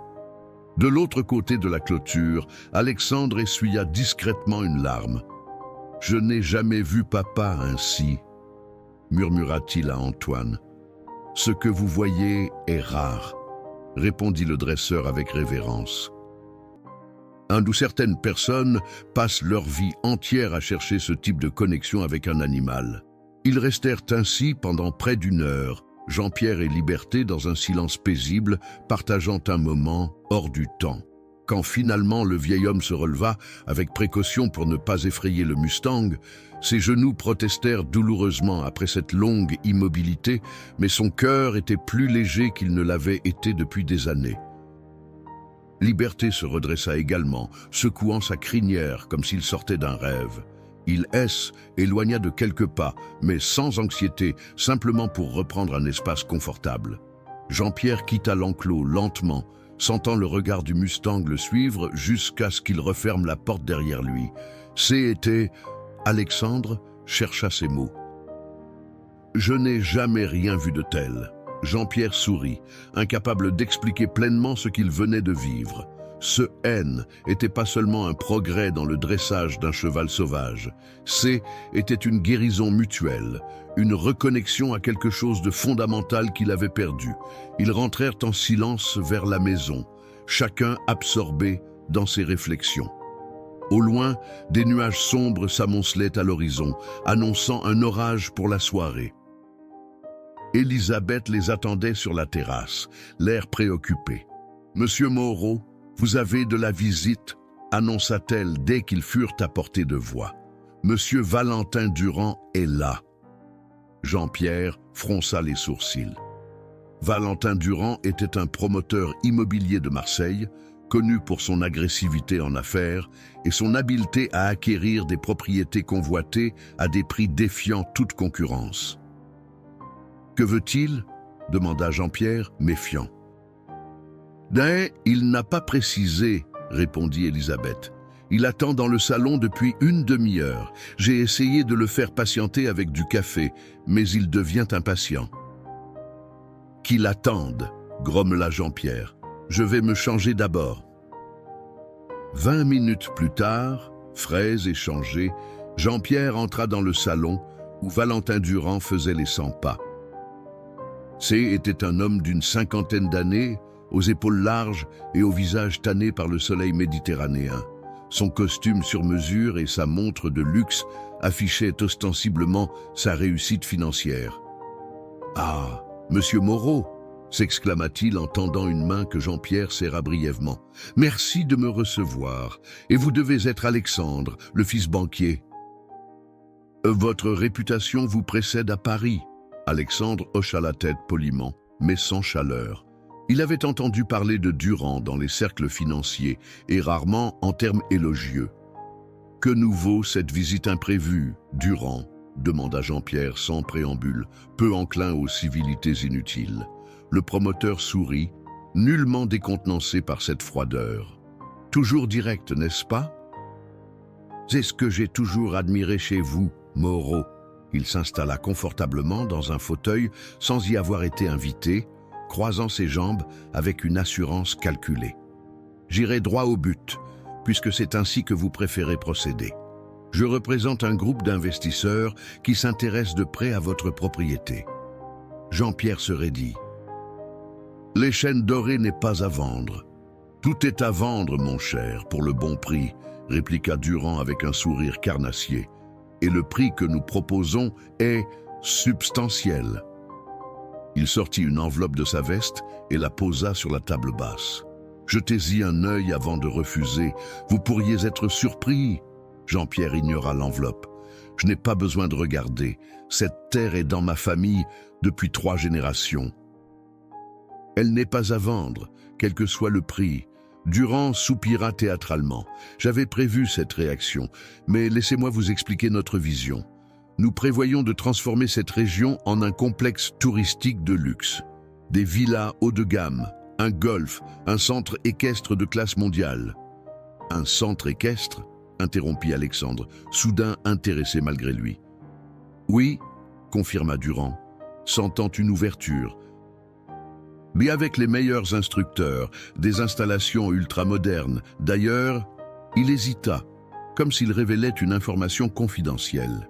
« J'ai entendu parler de votre Mustang américain, un spécimen rare en France, n'est-ce pas?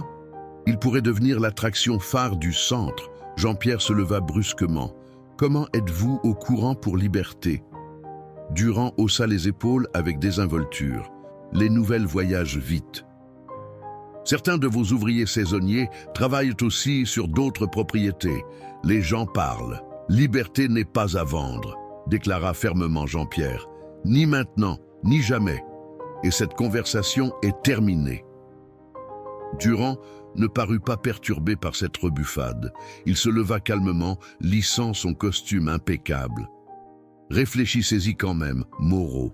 La proposition reste valable pendant 1 mois. Il laissa l'enveloppe sur la table.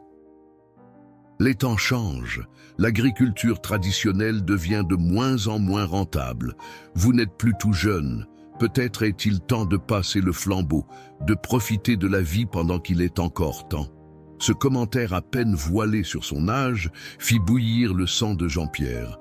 Mais avant qu'il puisse répondre, Alexandre intervint. « Nous vous remercions pour votre proposition, monsieur Durand, » dit-il d'un ton professionnel mais glacial. « Nous l'examinerons en famille. Elisabeth vous raccompagnera à votre voiture. Durand sourit, reconnaissant la tactique du jeune banquier pour désamorcer la situation. « Bien sûr, j'attends votre appel, messieurs Moreau. » Dès que la porte se referma derrière le promoteur, Jean-Pierre frappa du poing sur la table. Quel culot! Et comment ose-t-il mentionner liberté? Calme-toi, papa, conseilla Alexandre. Il essaie de te provoquer.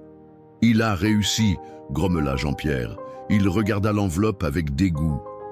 Tu peux la jeter, je ne vendrai jamais ce domaine, et certainement pas à des gens comme lui.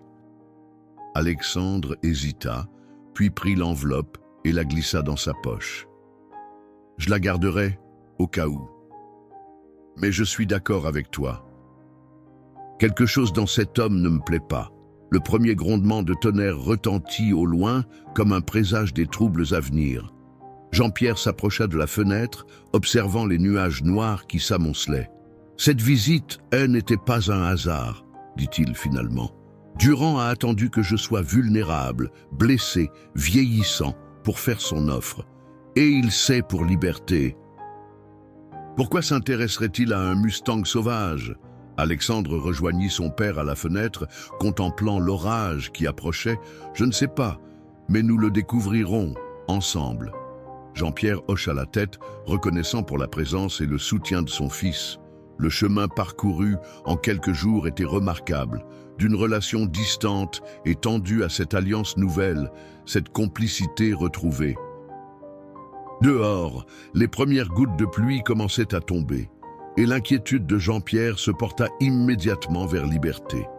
Comment réagirait le Mustang à l'orage qui s'annonçait violent? Et plus préoccupant encore, qui d'autre convoitait ce cheval extraordinaire? Et pourquoi? L'orage qui s'abattit sur le domaine des Moreau cette nuit-là fut d'une violence exceptionnelle, même pour la région. Les éclairs déchiraient le ciel, illuminant par intermittence la chambre de Jean-Pierre qui, malgré l'heure tardive, ne parvenait pas à trouver le sommeil. Son inquiétude pour Liberté le tenait éveillé, ainsi que les questions troublantes soulevées par la visite de Valentin Durand. Vers 2 heures du matin, un éclair particulièrement proche fut suivi d'un craquement sinistre et du bruit sourd d'un arbre s'abattant quelque part sur la propriété. Jean-Pierre se leva, sachant qu'il ne pourrait pas dormir avant d'avoir vérifié que Liberté allait bien. Dans le couloir, il croisa Alexandre qui sortait également de sa chambre, une lampe torche à la main. « Toi non plus, tu ne dors pas ?» demanda Jean-Pierre. « Impossible avec ce vacarme, » répondit Alexandre, « et je m'inquiète pour Liberté. » Jean-Pierre sentit une bouffée d'affection pour son fils. « Moi aussi. » « Allons voir. » Ils s'habillèrent rapidement et sortirent sous la pluie battante, protégés tant bien que mal par des imperméables et des bottes en caoutchouc. Le chemin jusqu'au paddock était jonché de branches cassées et de débris divers. L'orage continuait à faire rage, les éclairs offrant une vision apocalyptique du domaine habituellement si paisible. Lorsqu'ils arrivèrent près de l'enclos de Liberté, Jean-Pierre sentit son cœur se serrer. Un énorme chêne centenaire S était abattu sur une partie de la clôture, créant une ouverture béante. « Liberté !» cria-t-il, scrutant l'obscurité de l'enclos avec sa lampe torche. Mais le paddock était vide. Le Mustang avait disparu. « Il a dû s'enfuir, effrayé par l'orage », suggéra Alexandre, élevant la voix pour couvrir le bruit de la tempête. Jean-Pierre secoua la tête. « Il n'aurait pas fui. Pas après ce que nous avons partagé aujourd'hui. » Quelque chose ne va pas. Ils inspectèrent l'ouverture créée par la chute de l'arbre. Jean-Pierre s'agenouilla, examinant le sol boueux à la lueur de sa lampe. Malgré la pluie qui avait lessivé une partie des traces, il remarqua quelque chose de étrange. « Regarde !» dit-il en pointant vers des empreintes distinctes. « Ces marques ne sont pas celles de Liberté. Ce sont des traces de pneus. » Quelqu'un est venu avec un véhicule. Alexandre s'accroupit à son tour, étudiant les marques. « Tu crois que quelqu'un a profité de l'orage pour voler Liberté ?» Le visage de Jean-Pierre s'assombrit. « Durand, » murmura-t-il, « ça ne peut être que lui. » « Ne sautons pas aux conclusions, » tempéra Alexandre, mais il faut agir vite. Je vais appeler la gendarmerie. Les gendarmes ne feront rien avant demain matin, grommela Jean-Pierre. Et d'ici là, Liberté pourrait être n'importe où. Il se releva, une détermination nouvelle dans le regard. Non, nous devons le retrouver nous-mêmes, maintenant. Papa, c'est de la folie. Il fait nuit noire, l'orage fait rage, et nous n'avons aucune idée de l'endroit où il pourrait être. J'ai une idée, répondit Jean-Pierre. Aide-moi à sortir ma vieille Jeep du garage. Je connais quelqu'un qui pourrait nous aider.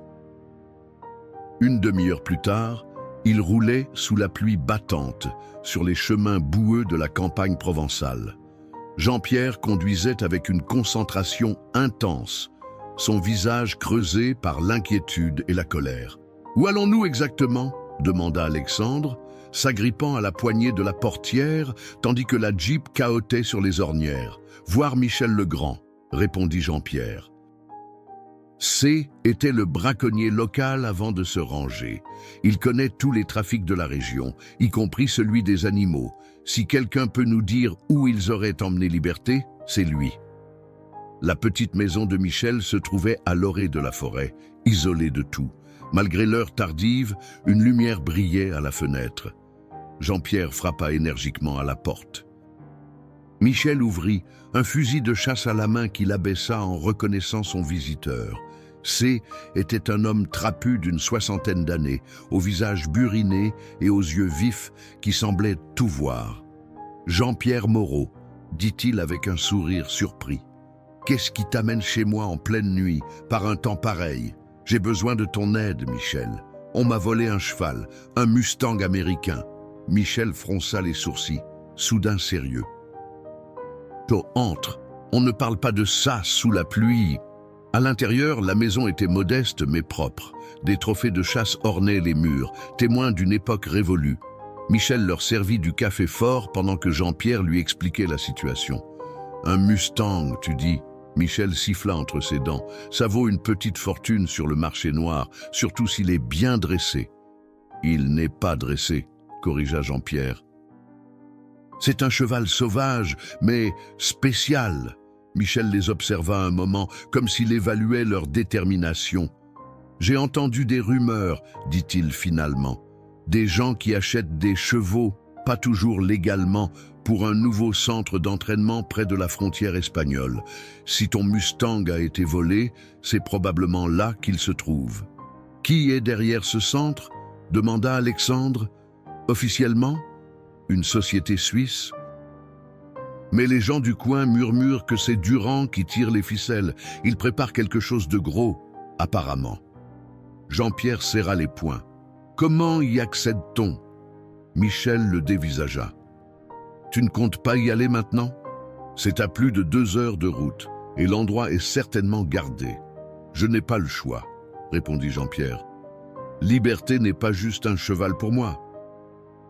Il m'a sauvé la vie, à bien des égards. » Michel soupira, reconnaissant la détermination inébranlable de son vieil ami. « Très bien, je vais vous donner l'adresse.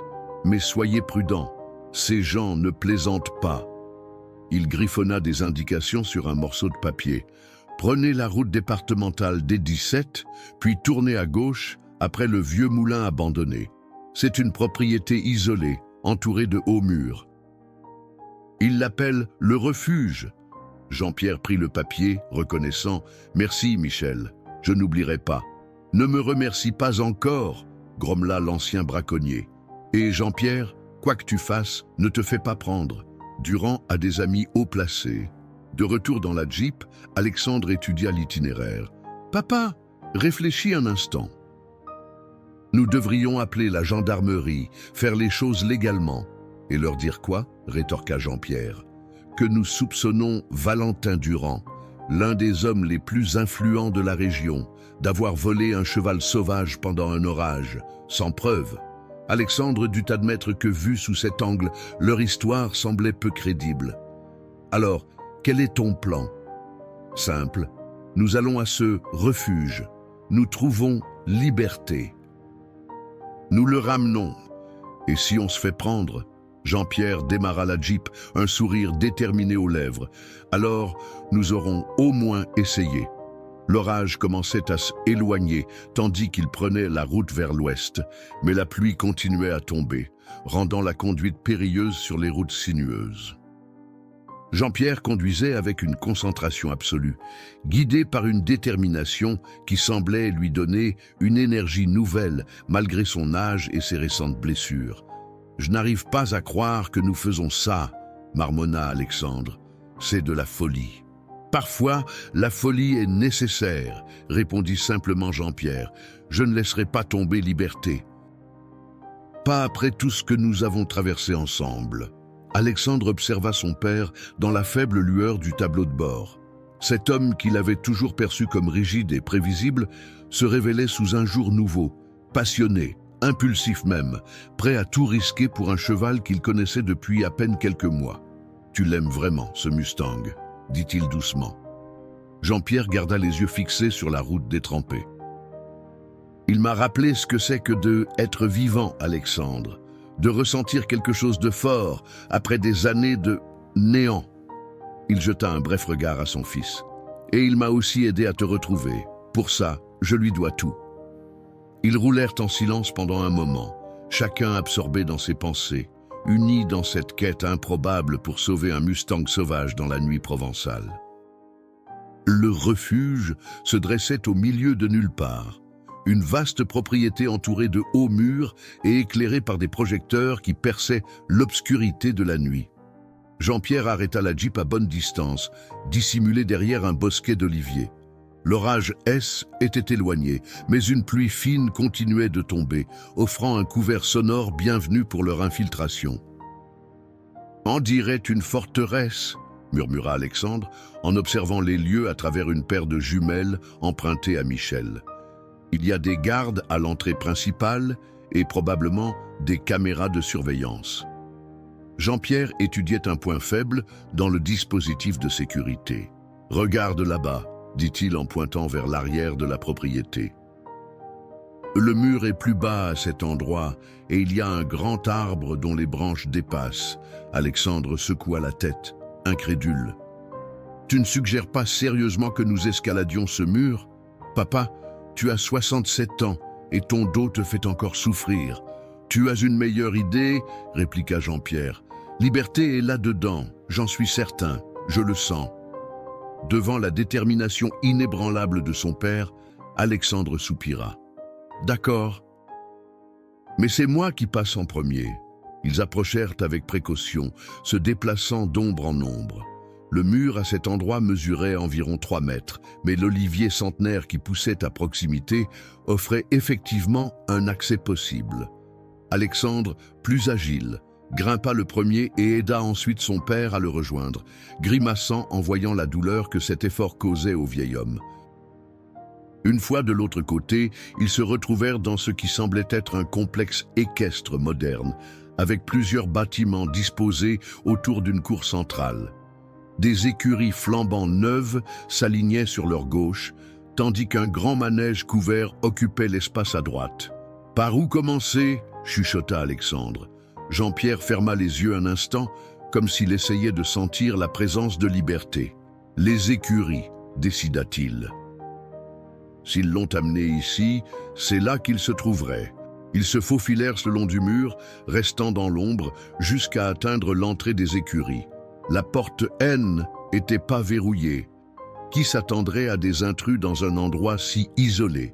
À l'intérieur, l'odeur familière du foin et des chevaux les accueillit.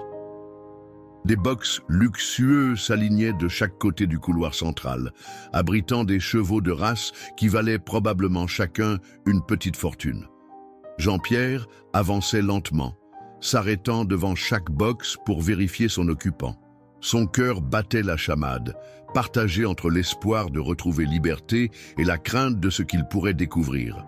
Soudain, à l'autre bout des écuries, un hennissement familier retentit. Un hennissement qu'il aurait reconnu entre mille. « Liberté !» souffla-t-il, accélérant le pas malgré la douleur dans son dos. Le Mustang était là, dans le dernier box, s'agitant nerveusement. En voyant Jean-Pierre, il hennit à nouveau, comme pour confirmer sa présence. Mais ce que Jean-Pierre vit ensuite lui glaça le sang. Liberté portait désormais un licol et une longe, et une marque au fer rouge, encore à vif, défigurait son flanc doré, un D stylisé, la marque de Durand. « Les monstres », murmura Jean-Pierre, les larmes aux yeux devant cette cruauté gratuite. Comment ont-ils pu ? Il ouvrit délicatement la porte du box, parlant doucement pour calmer Liberté qui, malgré sa douleur évidente, semblait soulagée de le voir. Jean-Pierre caressa son encolure, murmurant des paroles rassurantes. « On va te sortir d'ici, mon beau, je te le promets. » Alexandre, qui surveillait l'entrée des écuries, revint précipitamment. « Papa, quelqu'un vient, nous devons nous cacher. » Mais il était trop tard. La porte principale s'ouvrit, laissant entrer Valentin Durand lui-même, accompagné de 2 hommes à l'allure peu avenante. Durand ne semblait pas surpris de les trouver là. « Monsieur Moreau, » dit-il avec un sourire froid. « Quelle surprise. Ou peut-être pas. Je me doutais que vous tenteriez quelque chose de stupide. » Jean-Pierre se plaça instinctivement devant Liberté. « Protecteur, vous l'avez volé, » accusa-t-il. « Et vous l'avez marqué comme du bétail. Volé ?» Durand eut un rire bref. « Disons plutôt que j'ai saisi une opportunité. La nature a endommagé votre clôture, le cheval s'est échappé. Mes hommes l'ont simplement récupéré pour sa sécurité. » « C'est un mensonge, » gronda Jean-Pierre. « Vos hommes ont profité de l'orage pour l'enlever. » Durand haussa les épaules, indifférent. « Prouvez-le. » « Oh, mais j'oubliais, vous ne pouvez pas. » « Votre parole contre la mienne, Moreau. Et dans cette région, nous savons tous qui a le plus d'influence. » Alexandre s'avança, son expérience de banquier d'affaires transparaissant dans son attitude calme et calculée. « Vous faites erreur, monsieur Durand. Nous avons des preuves. » Durand parut momentanément déstabilisé. « Quelles preuves ? Les caméras de surveillance de notre domaine. » Bluffa Alexandre avec assurance. « Elles sont reliées à un système de sauvegarde externe. Nous avons des images de vos hommes entrant dans notre propriété et emmenant Liberté. » Jean-Pierre, comprenant le stratagème de son fils, acquiesça gravement. Les gendarmes en ont déjà une copie. Le visage de Durand se durcit. « Vous mentez. »« Vous voulez prendre ce risque ?» demanda calmement Alexandre. « Un scandale public, votre réputation entachée. Vos investisseurs ne seraient pas ravis, j'imagine. » Un silence tendu s'installa. Durand évaluait visiblement ses options, son regard passant de Jean-Pierre à Alexandre, puis à Liberté qui s'agitait dans son box. « Ce n'est qu'un cheval, » dit-il finalement, « un animal sauvage, indiscipliné. »« C'est bien plus que ça, » répondit Jean-Pierre avec une intensité qui surprit même Durand. « Ce Mustang m'a sauvé la vie. Il a réveillé quelque chose en moi que je croyais perdu à jamais. Il vaut plus que tout ce que vous pourriez jamais posséder, Durand. » Quelque chose dans la voix de Jean-Pierre, une conviction inébranlable, sembla toucher une corde sensible chez le promoteur. Son expression s'adoucit imperceptiblement. « Vous l'aimez vraiment, ce cheval ?» constata-t-il, plus pour lui-même que pour les autres. « Un plus que vous ne pourrez jamais le comprendre », confirma Jean-Pierre. Durand soupira, semblant soudain las. « Très bien, prenez-le. Il est à vous. »« Monsieur Durand », protesta l'un des hommes, « le plan. » « J'ai dit qu'il pouvait le prendre », coupa sèchement Durand. Puis, se tournant vers Jean-Pierre, « Mais notre offre pour votre domaine tient toujours, Moreau. Réfléchissez-y. Vous ne pourrez pas continuer éternellement. » Jean-Pierre détacha Liberté, qui semblait nerveux mais coopératif. « Mon domaine n'est pas à vendre. Pas aujourd'hui, pas demain, jamais. »« Nous verrons, » répondit simplement Durand. « Le temps joue en ma faveur, pas en la vôtre. » Jean-Pierre ne répondit pas, concentré sur Liberté qu'il guidait doucement vers la sortie, Alexandre sur leurs talons.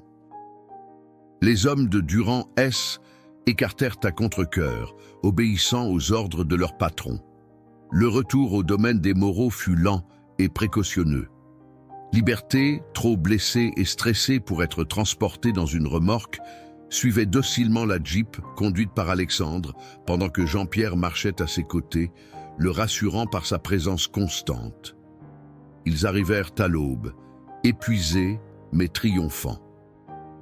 Élisabeth, qui avait passé la nuit à s'inquiéter, les accueillit avec un mélange de soulagement et d'incrédulité. « Sainte Vierge, vous l'avez retrouvée !» s'exclama-t-elle en voyant Liberté. Puis, remarquant la marque sur son flanc, « Mon Dieu, qu'est-ce qu'ils lui ont fait ?»« Appelle Antoine et le vétérinaire », demanda Jean-Pierre d'une voix fatiguée. « Liberté a besoin de soins. » Les heures suivantes furent consacrées à soigner le Mustang. Le vétérinaire traita la brûlure, administra des anti-inflammatoires et conseilla beaucoup de repos. Antoine, visiblement ému par la situation, proposa de rester quelques jours pour surveiller l'état de Liberté. Il s'en remettra, assura-t-il à Jean-Pierre qui ne quittait pas le cheval des yeux. Ces Mustangs sont incroyablement résistants, mais la marque, elle restera, comme nos propres cicatrices, murmura Jean-Pierre, caressant doucement l'encolure de Liberté. Elle raconte notre histoire, nos épreuves, elles font partie de nous. Quelques jours plus tard, alors que Liberté se remettait progressivement dans un nouvel enclos renforcé, Jean-Pierre et Alexandre s'installèrent sur la terrasse pour prendre leur petit déjeuner ensemble. C'était la dernière journée d'Alexandre au domaine avant son retour à Paris. « Tu sais, » dit Alexandre en beurrant une tartine, « j'ai été impressionné par ta détermination l'autre nuit. Je n'aurais jamais cru que mon père de 67 ans serait capable d'une mission de sauvetage nocturne. » Jean-Pierre sourit, savourant son café. « Je me suis surpris moi-même. » Il faut croire que la passion nous donne des forces insoupçonnées. La passion ou l'amour, suggéra doucement Alexandre. Jean-Pierre hocha la tête, contemplant son domaine baigné dans la lumière dorée du matin. « Tu as peut-être raison. Ta mère disait toujours que l'amour était la force la plus puissante du monde. Je crois que je commence enfin à comprendre ce qu'elle voulait dire. » Un silence confortable s'installa entre eux, ce type de silence qui n'existe qu'entre des personnes qui ont appris à s'apprécier vraiment. « Que vas-tu faire maintenant ?» demanda finalement Alexandre. « À propos de Durand, je veux dire, il n'abandonnera pas facilement. »« Je sais, » admit Jean-Pierre, « mais je ne céderai pas non plus. Ce domaine, c'est notre héritage. Pas seulement des terres et des bâtiments, mais une histoire, des valeurs. » Il regarda son fils avec intensité. « Je ne te demande pas de reprendre la ferme, Alexandre. Ce n'est pas ton chemin, et je le respecte, mais j'aimerais que tu m'aides à la protéger, à ta manière. » Alexandre sourit, touché par cette reconnaissance de ses choix personnels. « J'y travaille déjà. J'ai quelques idées pour diversifier les activités du domaine, le rendre plus viable économiquement, si tu es d'accord, bien sûr. »« Je t'écoute, » dit simplement Jean-Pierre, réalisant que pour la première fois depuis des années, il était vraiment ouvert aux suggestions de son fils. Ils passèrent la matinée à discuter de projets d'agrotourisme, de visites guidées des lavandais, d'une petite production de vins biologiques. Des idées qui respectaient l'essence du domaine tout en l'adaptant aux réalités économiques modernes. Lorsque vint le moment du départ d'Alexandre, les deux hommes se tenaient près de la voiture, soudain maladroits face à cette séparation. « Tu reviendras bientôt ?» demanda Jean-Pierre, essayant de masquer émotion dans sa voix. « Dans 2 semaines, promit Alexandre. Et entre-temps, on s'appelle. »« Tous les jours, si tu veux. » Jean-Pierre acquiesça, puis, surmontant sa réserve habituelle, prit son fils dans ses bras. « Merci, murmura-t-il, pour tout. » Après le départ d'Alexandre, Jean-Pierre se dirigea vers l'enclos de Liberté. Le Mustang s'approcha immédiatement de la clôture, semblant l'attendre. Sa blessure guérissait bien et malgré l'épreuve traumatisante qu'il avait vécue, il paraissait serein en présence de Jean-Pierre. « Nous sommes pareils, toi et moi, » dit doucement le vieil homme en caressant l'encolure du cheval. « Des survivants, marqués par la vie mais pas vaincus. Il ouvrit la porte de l'enclos et entra, sans hésitation, sans crainte. Liberté resta immobile, confiant. Jean-Pierre s'approcha jusqu'à se tenir face à face avec le majestueux animal. « On m'a demandé pourquoi je tenais tant à toi, » continua-t-il, comme si le Mustang pouvait comprendre chaque mot. « Comment expliquer que tu m'as rappelé ce que c'est que d'être vivant, que tu m'as aidé à retrouver mon fils, que tu m'as montré qu'il n'est jamais trop tard pour changer, pour s'ouvrir, pour aimer à nouveau ?» Liberté inclina légèrement sa tête, son regard intense fixé sur Jean-Pierre. Le vieil homme sourit, ressentant cette connexion profonde, mystérieuse, qui s'était établie entre eux depuis ce jour fatidique où le Mustang l'avait sauvé de Tornado. « Je ne sais pas ce que l'avenir nous réserve, » dit Jean-Pierre. « Durand reviendra probablement à la charge. D'autres défis nous attendent. Mais ensemble, nous y ferons face. » Comme pour sceller ce pacte, Liberté avança d'un pas et posa délicatement son front contre la poitrine de Jean-Pierre. C'est était un geste de confiance absolue, presque irréel venant d'un animal sauvage. Jean-Pierre resta ainsi un long moment, immobile, savourant cet instant de communion parfaite. Dans ce contact silencieux, il ressentit une paix qu'il n'avait pas connue depuis la mort de Mathilde. Au-dessus d'eux, le ciel s'était dégagé après l'orage de la veille, révélant un bleu profond, promesse de beaux jours à venir. La brise légère portait les parfums mêlés de lavande et de terre humide, l'essence même du domaine des Moreau. Jean-Pierre Moreau, 67 ans, riche propriétaire terrien, veuf solitaire, homme que la vie avait endurci jusqu'à le rendre presque imperméable aux émotions, sentit son cœur s'ouvrir complètement. Dans cette connexion avec Liberté, dans cette réconciliation avec Alexandre, dans cette redécouverte de lui-même, il avait trouvé quelque chose de bien plus précieux que toutes les richesses matérielles qu'il avait accumulées au fil des décennies. Il avait retrouvé la capacité d'aimer, de s'émerveiller, de croire en l'avenir. « Merci », murmura-t-il à Liberté, sa voix à peine audible. Le Mustang sauvage, dans sa sagesse silencieuse, semblait comprendre parfaitement ce simple mot qui contenait tout un monde de gratitude. Et tandis que le soleil poursuivait sa course dans le ciel provençal, illuminant le domaine des chênes dorés, Jean-Pierre Moreau se sentit, pour la première fois depuis longtemps, pleinement et véritablement vivant.